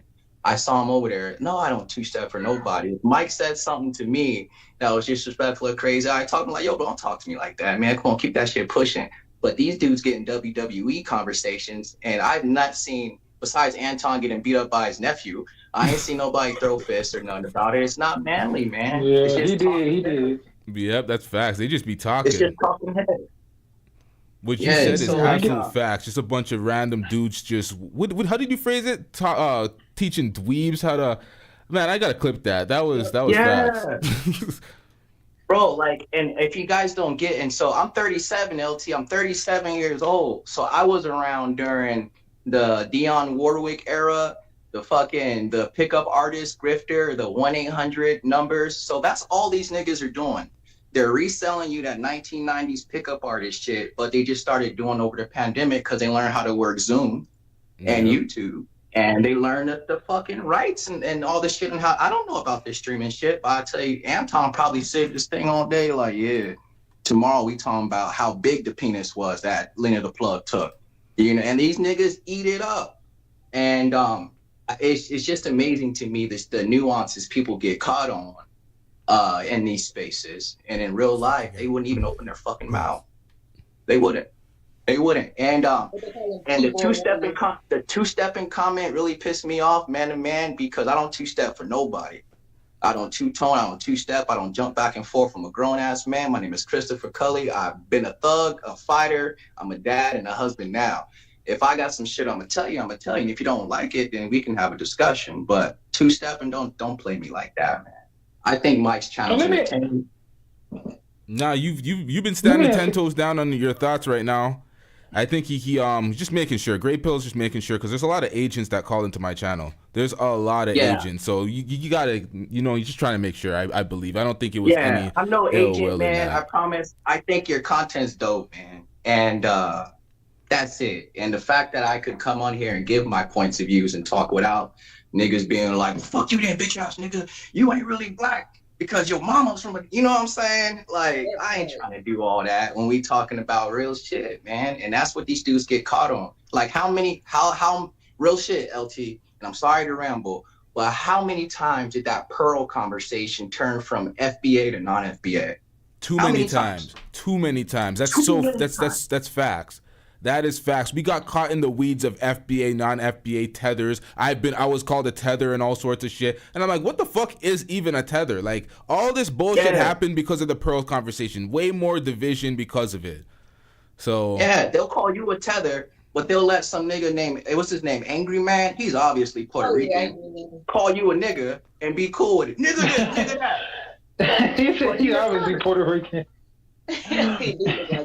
Monty, you got a brother? You know what I'm Man, saying? your brother Monty? And I get so mad because like I think black is black. You can't hide from it. You can't create a player. You all from Africa. I'm from Africa. My daddy was born in Guyana, but I'm still African. Oh shit! I missed the super chat. I missed the super chat. My bad. We have Gray Pill Podcast with another $2 super chat. He says, "Do you think Mike TV is a grifter? Yes or no?" Shout out to Gray Pill with the $2 super chat. Damn, he's trying to have Mike do a video about me next. Listen, I'm gonna do it just like this, man. I think anybody that uses content is trying to sell something might be considered a grift. You know, I don't know that man's personal business and what he does in real life to what he does on the internet to be able to give an in-depth fucking read on if Mike is a grifter. And honestly, I don't got enough fucking time in the day to be like, what is Mike TV doing on a Sunday? You feel me? Do I think that some of the shit he did is similar to everybody else's? Yeah, but that in that sense, it's all a grift. Yeah. If we're going to put it, it's all a grift. I think he's the biggest grifter because he's a fraud himself, and he's always trying to expose other people for being frauds. And then he has a large laundry list of things that look a lot worse than the people that he's calling out. So it's like, yeah, buddy, you got to pay your child support and sit down. So it's hard. And see, and that's the thing too. Now I feel bad about knowing about some shit I've been trying to avoid because I saw some shit pop up like E-Black TV, and there was like a van and shit, and I was like, oh no. That's Mike's head in the thumbnail. And like, it's weird. It's a weird space because like, and maybe you can help me out with this, LT, because I like hopping on panels, having fun in my free time. But like, how you supposed to navigate some shit like that? Because what if Mike drops a video of E-Black punching the baby next week? And they'd be like, well, he punched the baby. And then it's like, oh yeah, well, Mike, you just go back and forth with this shit, man. I don't know these niggas in real life. I just know they're mad at each other on YouTube and they're arguing about the same points, just different points of views. Yeah. Do I get emotionally invested like a gang war? Am I supposed to? No. And if so, who's gonna ride with a squad that they calling the Zesties? That's fucked up. So y'all just don't put me in that clique automatically. I can't just be a nigga on a panel. You gotta be careful, man. You're guilty by association in these YouTube streets. You gotta be careful. That's what I'm finding out. I mean, look, when you a content creator and you got people out there that drop the link and everything, they want to hear your thoughts and you in the comment section. I don't want to stay in the comment section, so I'll hit the link. I'll go ahead and cam up and spit my view. So I mean, if that's what you were doing, I don't know too much, y'all situation, but if that's what you were doing, go ahead and speak what you want to speak on it. I'm gonna be honest. I was up there smoking a joint, talking shit to Passport Bros, and making fun of Pearl.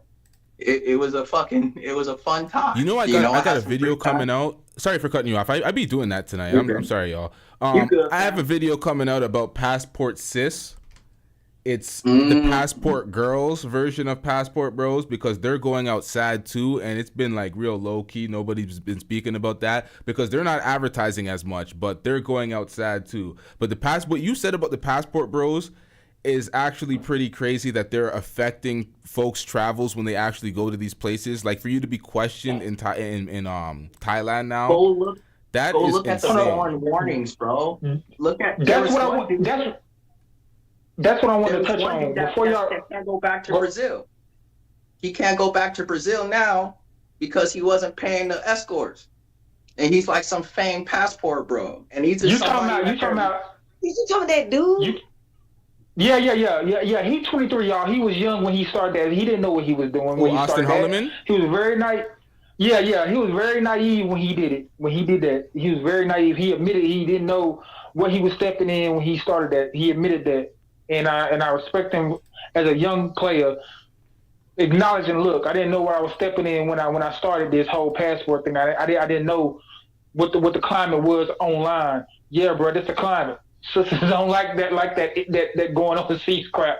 They don't even like you messing with women outside of your race over here. Then you going overseas and they see you over there. I mean, you know what I'm saying? You got your look, you swagging out over there. You know what I'm saying? You flying, bro. Come on now, you throwing that up in their face. Yeah, they gonna say something about that.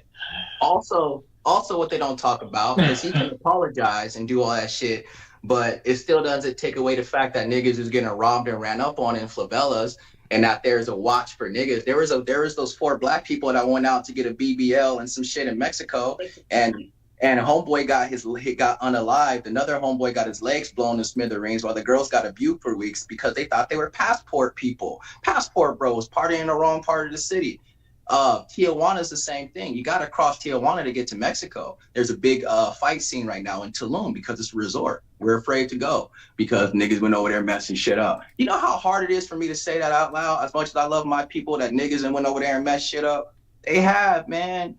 You got to stop. No, but that is factual. But when that's what we need to do on these airways. When things actually happen and niggas fuck shit up, we can call it out because there's real life ramifications behind it. You're not doing a conservative grift where you're just trying to demean black folks for no goddamn reason because it brings views and it gets people emotionally angry where they're looking at it and they want to click on it to dispute it. You're not doing that. So when you frame it, when it's an actual incident like that and you point it out, I'm actually happy that you do that because it gives some insight to what the actual ramifications of these actions are, because people think, oh, I'm just on the internet. I'm just trolling. I'm just doing this on the internet. Oh, this is just content. There's actual consequences for these things. Yeah. And like a lot of these guys, if they don't travel a lot, they don't know the actual climate of the places they're traveling. And so like I hear one thing all those fucking LaPeep nerds say, like, yeah, if you ain't in Miami, you ain't living. Miami is a shithole where you go to buy escorts and waste money. It's the new Las Vegas. So if you're going to Florida just to go to Miami, go take your picture in the club, shake your ass for 2 minutes next to a rented Lamborghini and go home. That's not fucking a trip. That is that's an extension of Instagram. You know what I'm saying? Yep. So like imagine I go to Miami. I have 2 fighters on a card out there. I'm gonna have to get them prepped ready to the hotel. Now a big part of it is keeping them away from escorts, cameras and Instagram niggas, and hey, you in Florida, you know, because it's so much based on clout that they don't even get to the business, LT. And a lot of those passport bros that fuck shit up. I remember I was on a Mike TV panel, and I hate bringing him up because I know y'all don't fuck with him, but I was on a panel over there in which a dude thought he was a passport bro because he got a passport and went to Mexico. I live in Los Angeles. Mexico is 3 hours away, my guy. You don't need a passport for that. You can walk across the border. These are who we're dealing with. Damn. These are who we're dealing with. You know, this is what we're dealing with. Guys that go to Japan, right, with their passport and they take a picture next to the giant robot and they go buy Japanese escorts and like, yeah, bro, I'm a passport. No, you're not. You're a dork. You're a dork. You're a John. You're a Custy. And you're fucking the market up for niggas like everybody else. You know? And that's my issue. That's look like that. So yeah, it's true. I totally agree though. It's making men think if they get their passport and go to another country, instead of them actually going to another country to actually look for wives, because that's what they say they're doing. They want to go to another country because they tired of the Western women not being submissive. So we trying to find wives, but in reality, Can I tell you something else? Can I tell you something else that's funny about these passport boys? And LT, you could hold this with you. I know this to be true. They be going over there looking for niggas. Because they can't get niggas at home because they'll get beat up or ridiculed or whatever. So they'll go over there looking for men. Thailand, Ladyboys, Brazil. But see, it's not organized though. That's my point. It's not organized though. That's my point. They're not differentiating. They're not separating themselves from the sex. You know what I'm saying? It was started by a 23-year-old. I'm trying to tell you, it got novice written all over it. He didn't know what he was doing. He didn't separate himself from that, and now it got out of hand, and now you got the sex travelers mixing in with y'all. What you said just now, sorry for cutting you off. I got to do this. Jumby, you said that they're going over there for men. And I hear passport bros always saying, I can be myself out here. I can be myself. I'm like, what in the fuck does that mean? Why do they always say that they can be themselves? And I'm starting to look at them like... Imagine this, LT. You tell me this is real for you. If this ever happened, you and your boys, all hopped up, full of blood and promiscuity, go to a different country, and just from right there, it's already too zesty for me, fam. That fact, a fact. It's too zesty for me already, right there. Yeah. And then And then the only reason they can go there together in this group of men is because that's the only place they could be themselves. And it costs cheaper to get women there. They don't have to work harder. They don't want to compete like in the States. I'm going to tell you why. Because even in United States, if you're going to go buy a hooker, you're going to pay hooker prices. And if you buy a gay one, you're going to pay hooker prices. Well, let me ask you this. Yeah. Let me ask you this. Should we, so if you're from a country, should you limit yourself to the women of that country, or is it okay to limit yourself to the world? I mean, nah, you know what I'm saying? I think you should go and travel. But I think the problem is if you can't get pussy in the United States and you got to buy it in Brazil where the dollar is worth, that's the problem. Also, I think it's non-competitive because anywhere an American goes, usually, unless we didn't fuck their country up, we're rock stars. Right. So, with that being said, all it is these fucking internet dorks found a hack to get pussy because they couldn't get it at home. But then they spread this hack online, and everyone took their notes out. Everyone got their passports. The sex traffickers or sex tourists, all of them. And so but now, why is it when we do it as black men? Why is it when we as black men do it though? Why is it when we do it, it's automatically, it goes viral? White men been doing this for years. I think black people like to self-snitch. I think they like to self-snitch. I think they put too much shit on the internet. I think if you is gonna go to another country to wild out, my boy, do your thing, but don't take your camera. I think that decency from America to Brazil to Thailand. So the fact that you can go somewhere else and wild out just shows a lack of decency. Because anytime you go somewhere else, you're supposed to be an ambassador from the place you're from, right? So when I go to these other countries, I try to dress my best, smell my best, be in shape, make sure that I'm there on time, ahead of schedule, all types of shit, especially if I'm there on business, because I'm an ambassador for the United States by way of Guyana. You feel me? I gotta be on that. Ain't no fucking half step in that. So when me, a 37-year-old man, sees a 25, 26 little dumbass out here running around dancing on tables like a city girl, trying to fight bitches because he ain't got money to pay for the pussy, then it's different. It's like, what is this nigga doing? It's funny you said that because it's a situation that just happened. It's this 28-year-old black chick. She went to Dubai. She was in Dubai for some months or whatever. So she had a rental, and she, I guess, apparently did something, got it crashed or whatever. So she ended up going back to the rental place, and she was, basically disrespecting the Arab men, and they detained her because in Dubai, they don't play games over there. This is not the West. You can't. What she did was she yelled. Yeah, she yelled. They have laws to where you can't yell, be disrespectful, and she done took her ratchet ass over there and they tried to disrespect them. Other places in the world gonna hold you accountable. Like, this is only in America where we're not gonna hold you accountable. But when you go to the Eastern world, you're gonna get held accountable. So they think less. They think less of us over there. And so that's another thing. People always want to take their black asses to Dubai. Do you know the history of how they treat niggas over there? But that's just me. I think the whole passport bro shit is lame. Once they start throwing a title on it, and these niggas don't stand on none of the business they claim when it comes to their pimping and women, they swear they got all these women. I ain't never seen I seen them crying about leaving the girls back in Brazil.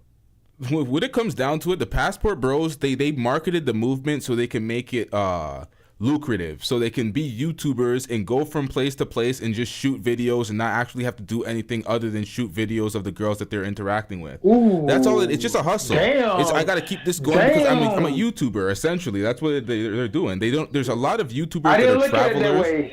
There's a lot of YouTubers that are travelers and they travel. Like Kurt Kaz is a good example. If y'all check out his page, he's a white guy.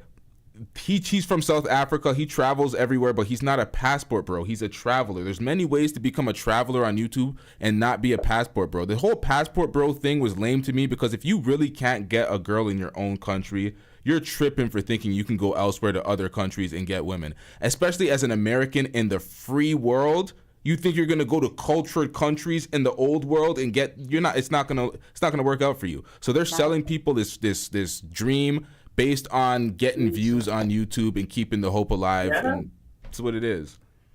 There was this That was a one real Georgia take, guy. LT. Was that? Go ahead. My bad. I said that was a real y'all take, though. talking, Yeah. if y'all don't mind, because I'm finna hop off. You know, my kids, they want something to eat, so it was great to actually be on this platform and express myself. Thank y'all so much. Thank you, LTTV, and y'all have a great day. Okay. Okay, you too. Well, Thanks for nice to calling meet you, in. though. Thanks for calling You in. Next time, y'all, I'm gonna actually wrap up the show. Next time, I'm gonna fix the names because the names are supposed to be listed here, and it's not good if people don't know who they're watching and listening to. So I'm gonna make sure that the names, titles are gonna be there. They're supposed to be there. But shout out to you, brother Jumbie. Shout out to Waves. Shout out to Trending. That's what her name was. Shout out to Duke the Don. Who else called? Shout out to everybody that called. This was a good conversation. Brother Jumbie, I might need to speak to you off camera on the Discord about something because you say you work with a lot of fighters, right? Yeah. So you get them booked for fights, or we'll talk about it because I have a lot of friends that are fighters and they need some bookings in some places. So I don't know, What? maybe I work with you. I don't have I'm old, man. I don't even know what the fuck Discord is. You're gonna make me go on YouTube, but I'll figure out how to get a hold of you, LT. But yeah, man. What country are you in? You're in Canada, right? I'm in Toronto right now. Yeah, Canada.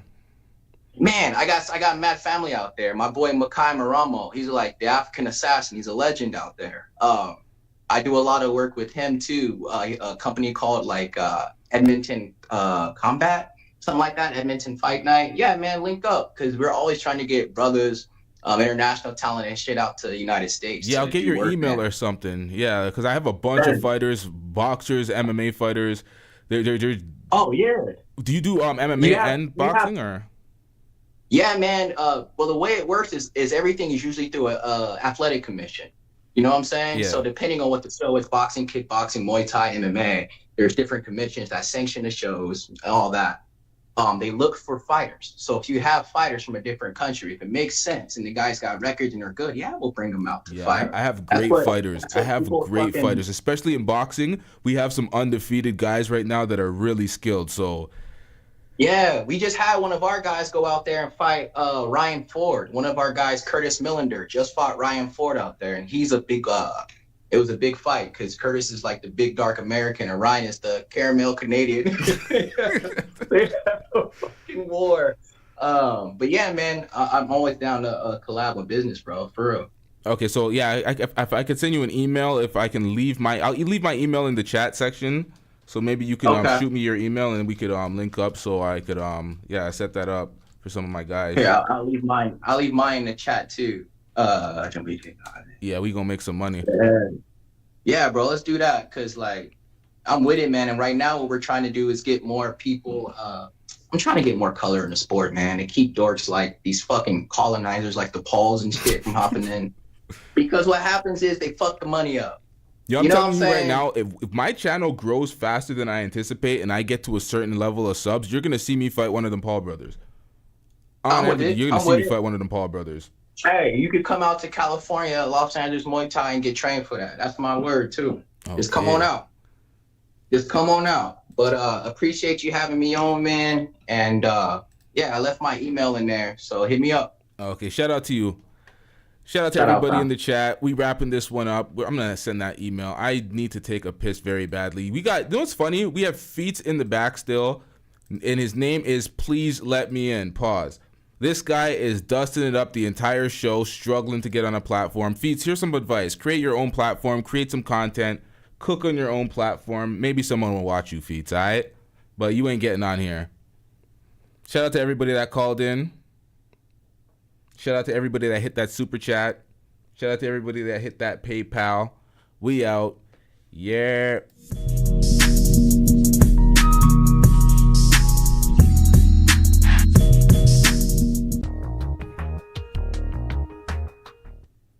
Now, lucky for y'all, I did not get through not even half of the material that I was going to react to. I have a bunch of clips and a bunch of things that I'm going to react to. So we'll be back tonight.